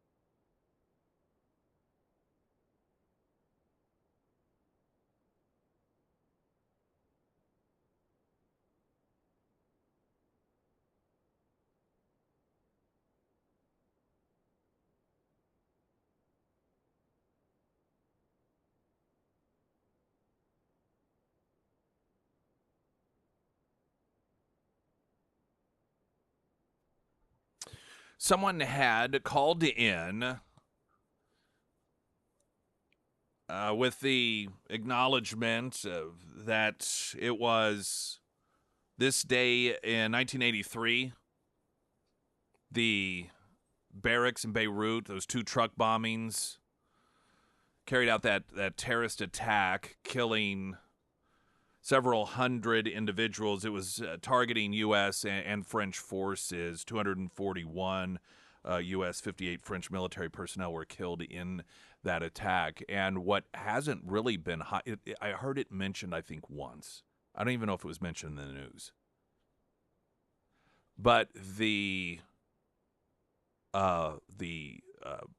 launch that Israel carried out a few weeks ago, in which they took out a tremendous number of the top leadership of Hezbollah in Lebanon, one of the individuals was the person in which it was attributed, he was the mastermind of that attack back in 1983.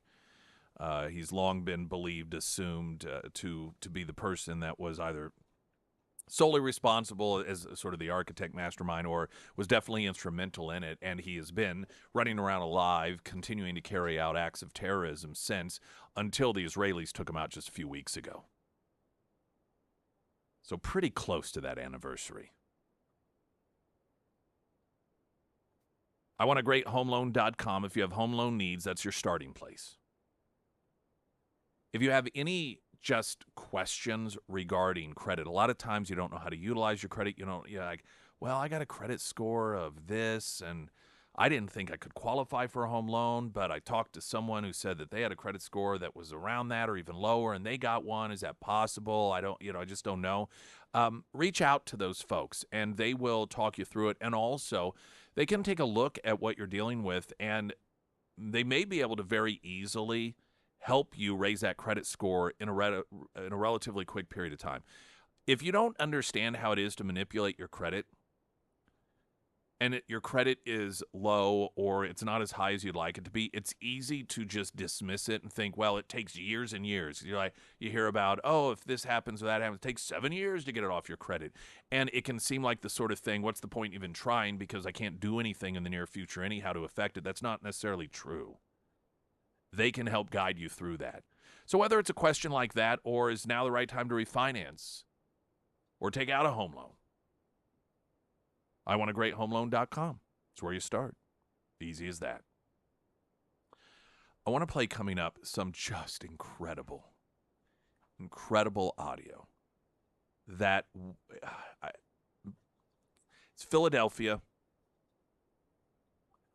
MSNBC's Alex Wagner. It's a gal.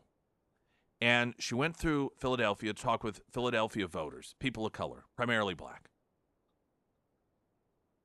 And in the audio, there is so much hope. So much hope. If Trump's done a lot of things, but I think one of the most significant long-term alterations that Trump has crafted in this country, it is that the black population in this country is beginning to wake up and realize that they don't have to vote en masse for one political party. And what Trump has done, incidentally, is not created a scenario in which they believe that they have to vote for Republicans, though many of them are going that direction. But just broken through and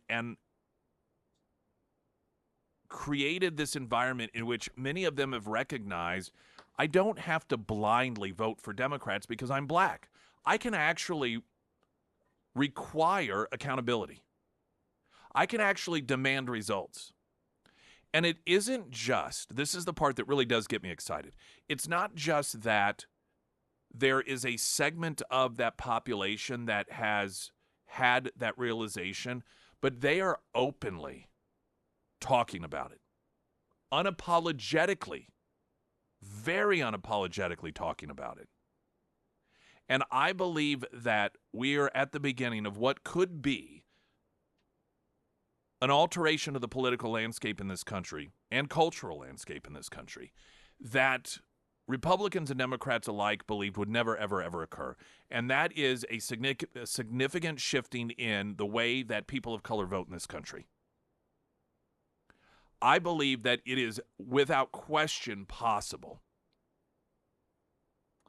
that because of the way that Trump has treated the black community in particular in regards to the vote, we could, before we realize it, end up with a black population that's in the realm of 50-50 voting Democrat, Republican. And I know to a lot of people that seems like an impossibility, but I'm telling you, the way that some within the black population in this country are unapologetically calling out the Democrats, and not just that, but talking about the reasons they like Trump, the things that he does that they like, this is a massive, massive fundamental shift culturally and politically in this country. And the audio that I'm going to play coming up, we're going to get news update, weather, traffic. One, just that it exists. I mean, we're seeing more and more of it and hearing more and more of it, but still, sometimes it's just shocking given the history of the way in the last several decades, particularly before, LBJ, but just the way that we have been accustomed to watching all of that breakout occur in terms of the vote and the way that black people have just voted lockstep with the Democrat Party. When you hear this discussion happening, it's just almost shocking at times. And the fact that MSNBC aired it all is a remarkable thing as well. So I want to play some of that coming up. Right now, the latest news update.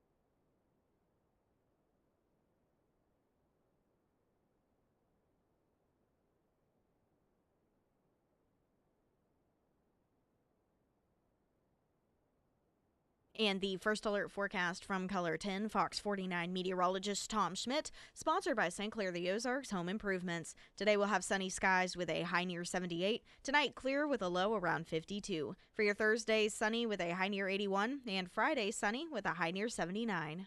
Joe texted in on the Pyramid Roofing Company talk and text line asking if live streaming is going to come back. Is she talking Facebook?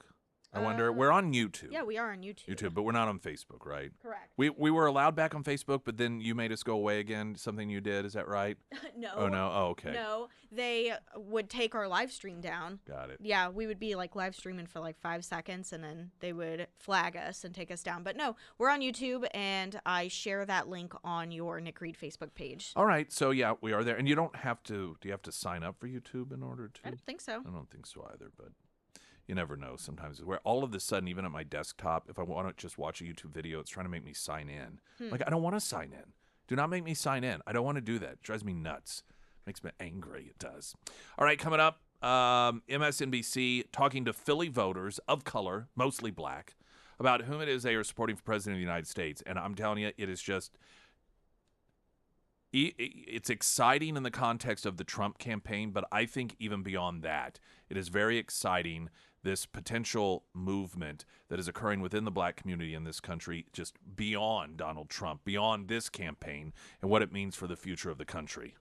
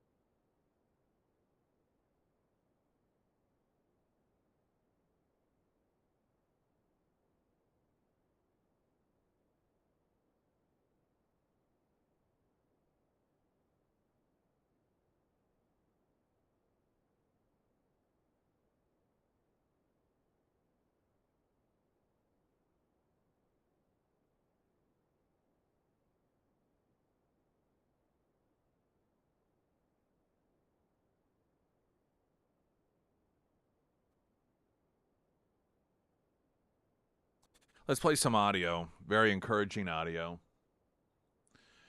MSNBC. The show is MSNBC. Alex Wagner. I think, what's it called? I forget the name of the show, but Alex Wagner. She's a gal host. Or I believe she's the one that is on the streets in Philadelphia talking with these different people of color. One's, I think it's a barber shop. It's become kind of the go-to place if you want to get a sense from men, in particular black men. But there are a few different locations, and here's an exchange with a number of Philadelphia people of color regarding the presidential election. Think bad things about them. It doesn't affect us down here. That doesn't affect our neighborhoods. It has never affected our neighborhoods. We don't even get to see half the things that go on that level. We know that he's going to win because he is the best for America. He's worried about our economy. The crime is high. Yeah. The violence is high. The schools are bad. Yeah. We can go on and on. But Democrats have been in charge for 40 years. We're voting for Donald Trump unequivocally. Period. No one else is going to persuade us. We 2 weeks out, and we won't sleep until November the 6th. So, you know who you're voting for? Yes, I'm voting for Trump, definitely. Tell me why. Tell me why. He's more strong-minded in a way. He's focused on what we got to focus on. Like, he doesn't play. That's what I respect about him. Doesn't play. Yeah, he doesn't play. He always just stands for what he believes, and he doesn't go back. No matter how many people are bashing him, no matter people is criticizing him, nothing. He doesn't take BS. He's not going to hear it. He's a businessman. He's not there for the fluff talk of politics. We need someone strong. We need someone who's going to get down to business and take care of what this country needs, but also understands what the community needs. The thing is, we were scared in the beginning because he said he's going to nuke Korea and he's going to nuke Iran, but he didn't do that. He didn't do that. The stock market went up. There were more. Pretty high right now, too. Well, but the thing is, because there was no inflation back then. Democrats take granted, especially minorities. They take for granted because they think Republicans are so out of touch with the minorities' needs, so they don't have any choice. And I think that's going to be a big surprise. You got pockets that there's an energy for Mr. Trump in the city, but a lot of people just walking down the street, they not feeling the Democrats from time to time, not sure if they're going to vote for Trump. Yeah. They may not vote at all. No. Black men that don't vote for Democrats, it's not what Mr. Trump did, is what have been disappointed with. I'm not a dedicated Republican. I'm voting for the lesser two evils this time, being Mr. Donald Trump. So you've got a number. There was one female in there, black female as well, all giving reasons that are substantive and important to their lives. It isn't just rhetoric, and this is across the spectrum. A difference between those who say they're going to vote for Kamala Harris versus Donald Trump. You ask, why are you going to vote for Kamala Harris? Well, Trump's a dictator. Trump is Hitler. You ask people all across the spectrum, and in this case, people of color, largely black people, why? And they give very specific reasons why. And it's all about things were better under Trump. It's all about his approach to things. It's about what works. He's a businessman. He understands. He makes things work. That's his goal, is to make things work, which is generally the opposite of people in government. I mean, can you think of any time government outside of a war, and of course that's a mixed bag, but any time the government said, oh, our place is now to fix this problem, and they fixed it? I mean, really? Give me one. In fact, quite the opposite occurs. Any situation, any problem that government identifies and says, well, we're going to involve ourselves in this to fix it, it gets worse. People forget there was a war on poverty declared back during the Johnson administration. Well, we really licked that problem, didn't we? Government sure fixed the poverty problem in this country. We don't have it any longer. They never fix problems. They get worse. And then the answer is you and I need to give more money to them to continue to make it worse. And you hear these people that say Trump is different than that. Now, it isn't. Let me tell you, years ago, this was when Trump was first running. And Herman Cain was out there doing a lot of campaign events. And there was, outside of Jeff City on this big field, there was some sort of conservative event that was taking place, and I was asked to MC it. And there were a number of different speakers, one of which was Herman Cain. And behind the stage, there was a tent that was set up, sort of a, quote, green room, if you will, in which the different speakers would, be back there. And so I was back there in between introducing the different speakers. And Herman Cain arrives, and at one point, I was the only white person in the tent. I was there, and then you had I'd say maybe 8 to 10 younger black people, boys and girls, primarily boys, men, sitting around talking with Herman Cain. And I was just kind of sitting there. I wasn't in the circle, but it was off to the side. So it wasn't a secret conversation or anything. It was open conversation. So I was able to hear it. And it was amazing listening to these individuals as black conservatives talking with one another about what great lengths they go, particularly in the workplace, to hide their political beliefs because of the way that they have been treated when it was revealed that they were conservative, that they were Republican and black. And they were telling essentially war stories to one another about, well, when I worked at this place and it was discovered that I was conservative, this is what happened. And they were sort of outdoing each other, but I remember their attitude about it was one almost when you're sitting around telling who had the worst prom story, where they were really bad, but you're laughing about it like, oh, you think that's bad. I mean, that was kind of just how absurdly, ridiculous that they were treated by people, and not just black people, but white liberals, white Democrats. Just the cruel treatment that they would receive when it was discovered. And it was all about how they had to keep quiet. Part of what I find so encouraging about what has been happening, particularly in this election cycle with Donald Trump, isn't just that the black community is increasingly, moving away from the Democrat Party, but that they are talking about it and that they are unapologetic about calling out the Democrat Party. Too long, the relationship has been the Democrats putting the thumb down on the black people and telling, this is your place. This is what you're supposed to do. And the Democrats have created an environment that is hostile towards black people who get off that plantation.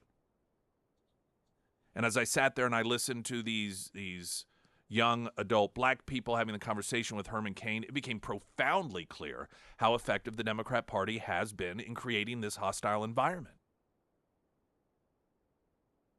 Trump has broken through that, or helped the black community unapologetically break through that. And it isn't so much about, not supporting Democrats, you must support Republicans, because Lord knows the party, particularly under current leadership, is not the end-all be-all. I'm not talking about Trump, but I'm talking about like Johnson and some of those, McConnell. But it's about that liberation of breaking free of that cage that for so long the black community has felt that they're in, that they cannot speak up lest they be accused of being a traitor or an Uncle Tom or any of the other horrific things that the black individual in this country has been subject to if they get off that plantation. And so I love hearing these conversations taking place. This was another individual black man talking about the current state of affairs between Trump and Kamala Harris. This again on MSNBC. I agree with the idea of mass deportation, largely. You have criminals in this country who are destroying our nation. They're coming in here, getting earmarked bills and policies to open up businesses, get free housing, get access, easier access than those who are legally immigrated to this country to welfare and other benefits. So, like, as a taxpayer, we have to pay for these guys to have luxuries of life, and we don't get anything, especially black Americans who've suffered so much in the system under Democrats. We don't get anything. That's insane. You talk about Springfield, Ohio, and the whole thing with the fluff talk of, grabbing a soundbite about Haitians or whatever is eating cats and dogs. Y'all trying to change the narrative of what he's really talking about. Change the narrative of really what we're talking about and telling us that's what we should be discussing. No, this here, this is what we're discussing. This here, this is America. And this is what America is about and what we're discussing. These conversations are so fantastic. They're happening. We'll have more of this audio coming up here. The Pyramid Roofing Company talk and text line 447-KSGF. I'm Nick Reed.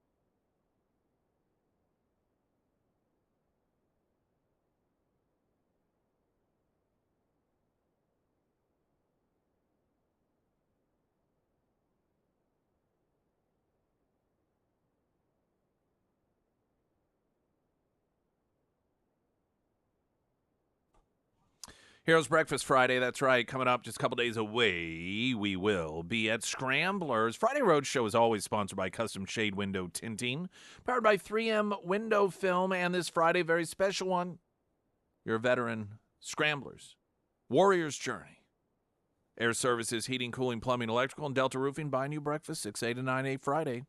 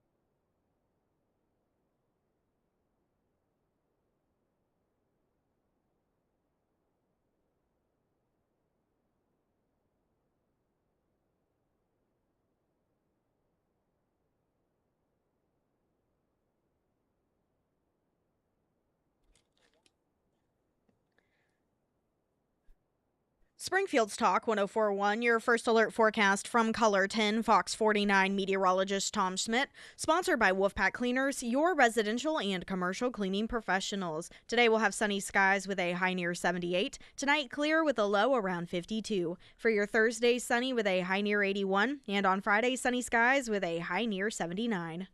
Pyramid Roofing Company talk and text line. Have you seen the Kuntz stuff on X? Brutal, laughing till tears come. Yes, in fact, we talked about that.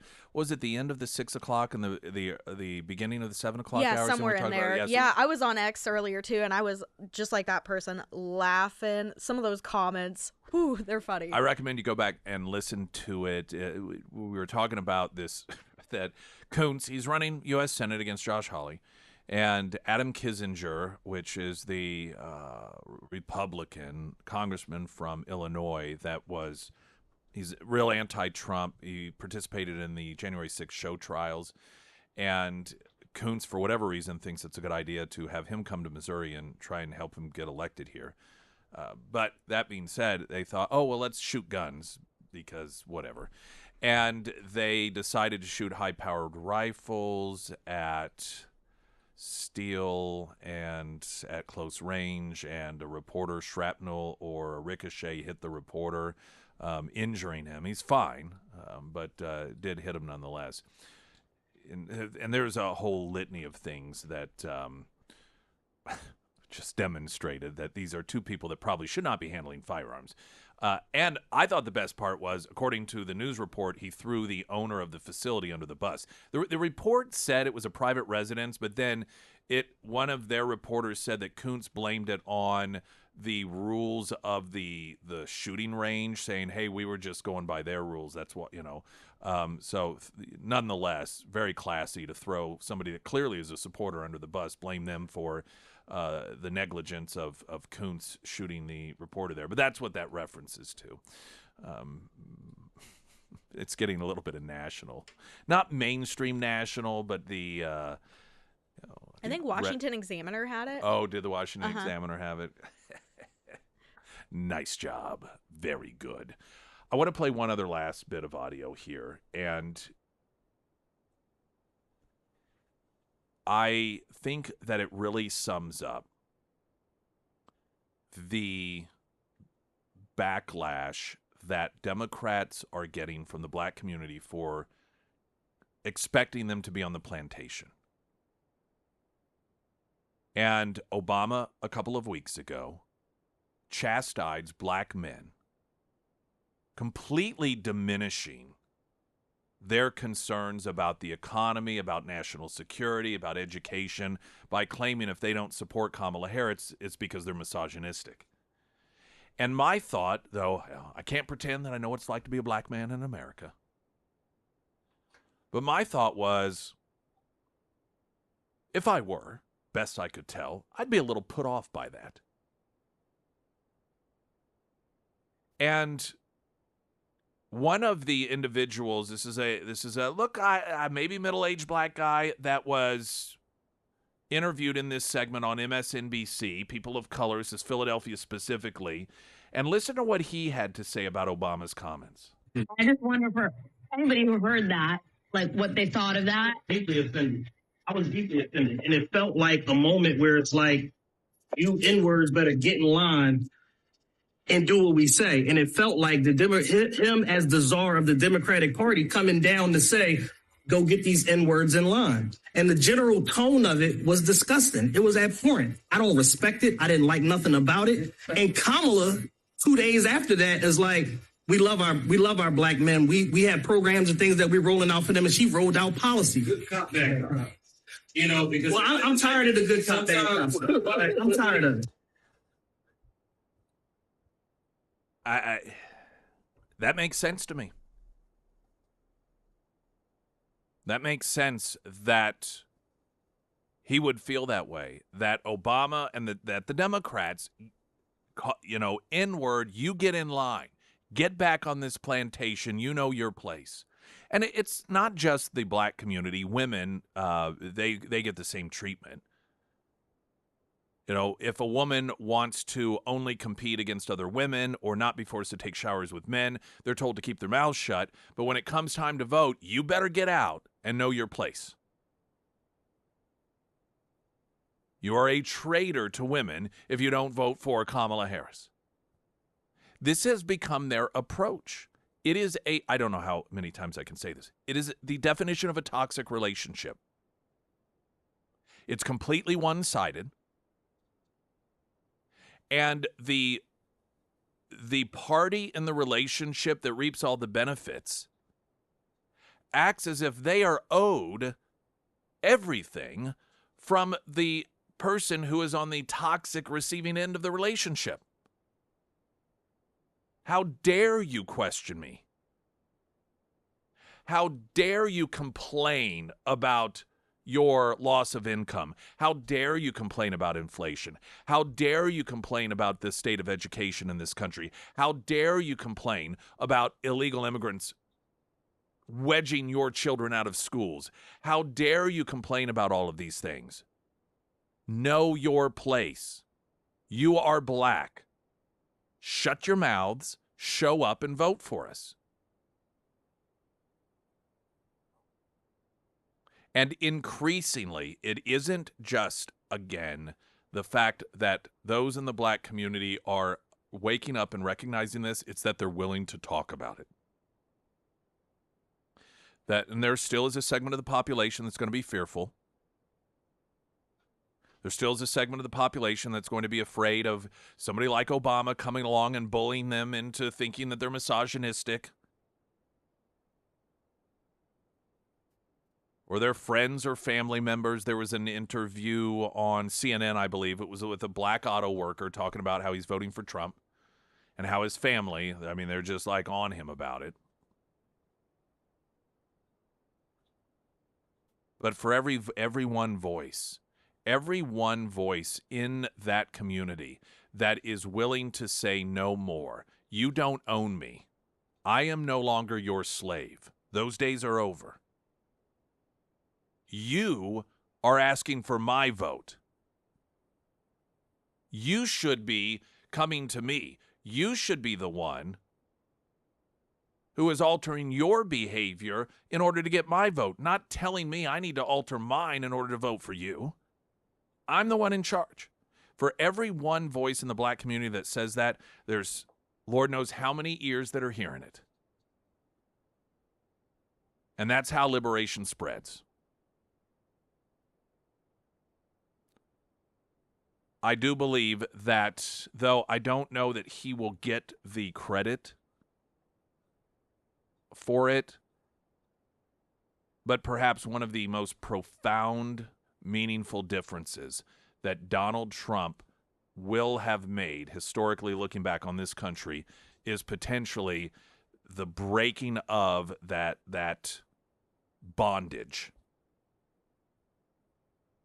and the understanding within the black community that they do not have to be beholden to a political party, that they can think for themselves and even demand accountability.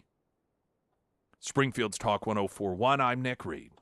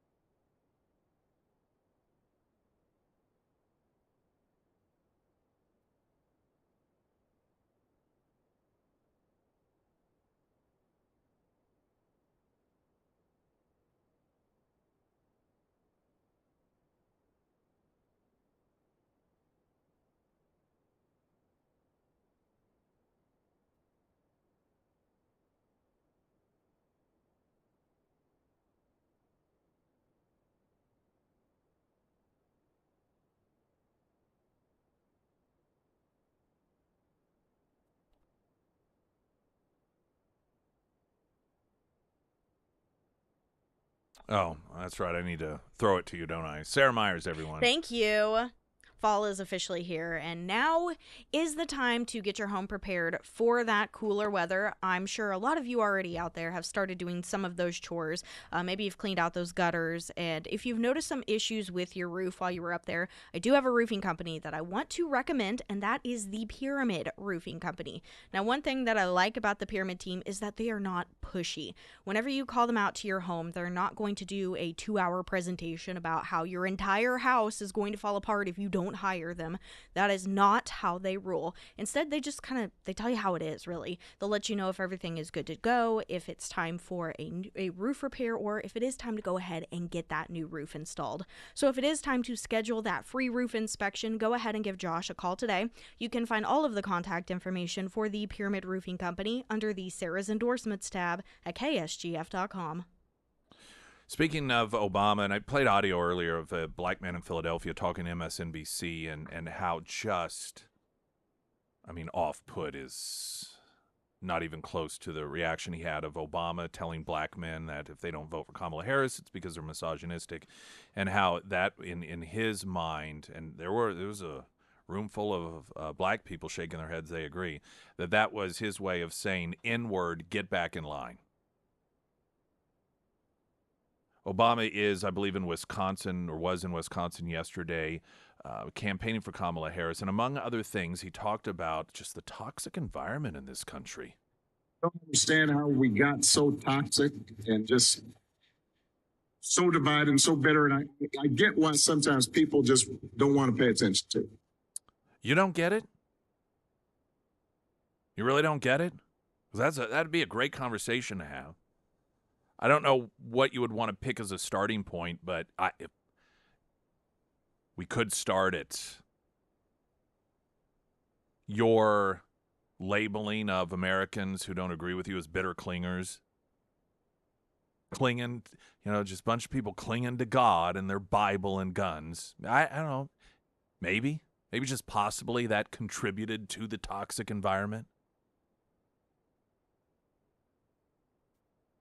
Maybe calling people who don't support Joe Biden semi-fascist, as Joe Biden has done during a prepared speech.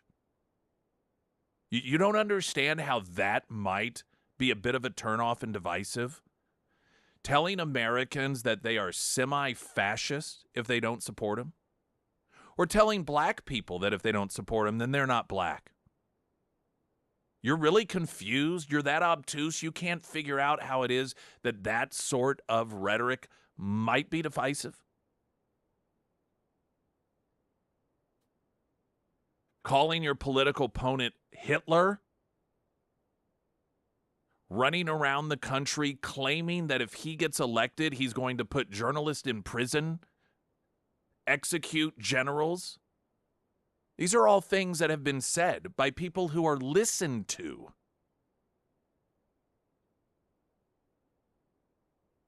Equating anyone who supports Donald Trump to Nazis.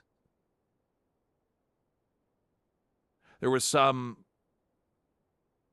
college professor at this, I don't know if it was a college university in Kansas, that was put on leave. I'm sure that he'll get his job back because he said that people who don't vote for, men who don't vote for Kamala Harris should be lined up and shot. Lined up and shot.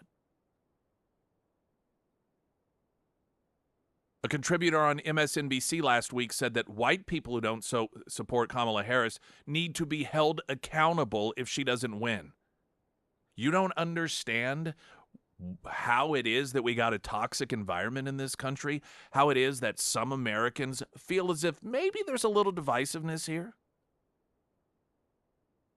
I'm not claiming that Donald Trump is this great rhetorical peacemaker amongst people in a political context.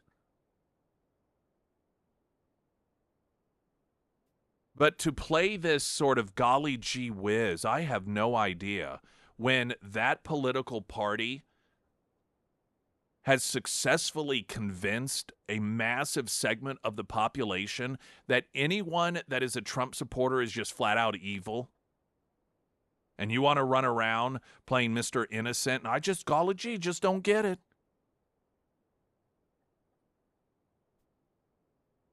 Just have no idea. Just don't understand. He understands. He gets it. When you create an environment in which your supporters believe that Trump is such a danger that he needs to be assassinated, and then an environment in which the media downplays it like it's no big deal and gets mad, not that it happened, but that he might benefit from it, you lose a little bit of credibility in your cries of, gosh, I don't understand why things are so negative. This is the great positive Barack Obama, we're told. Springfield's Talk 104.1. I'm Nick Reed.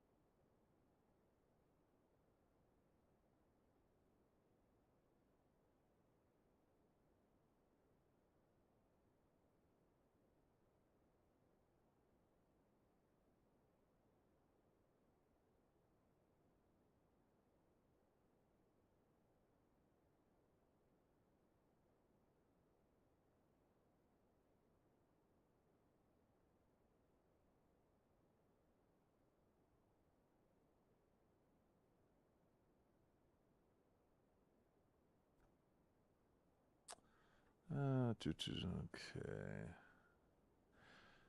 Now, early voting's underway, and we have people that are, asking where to do it. And it's my understanding, you correct me if I'm wrong on this, we can find out for sure, that you go to your election center for whatever your county is,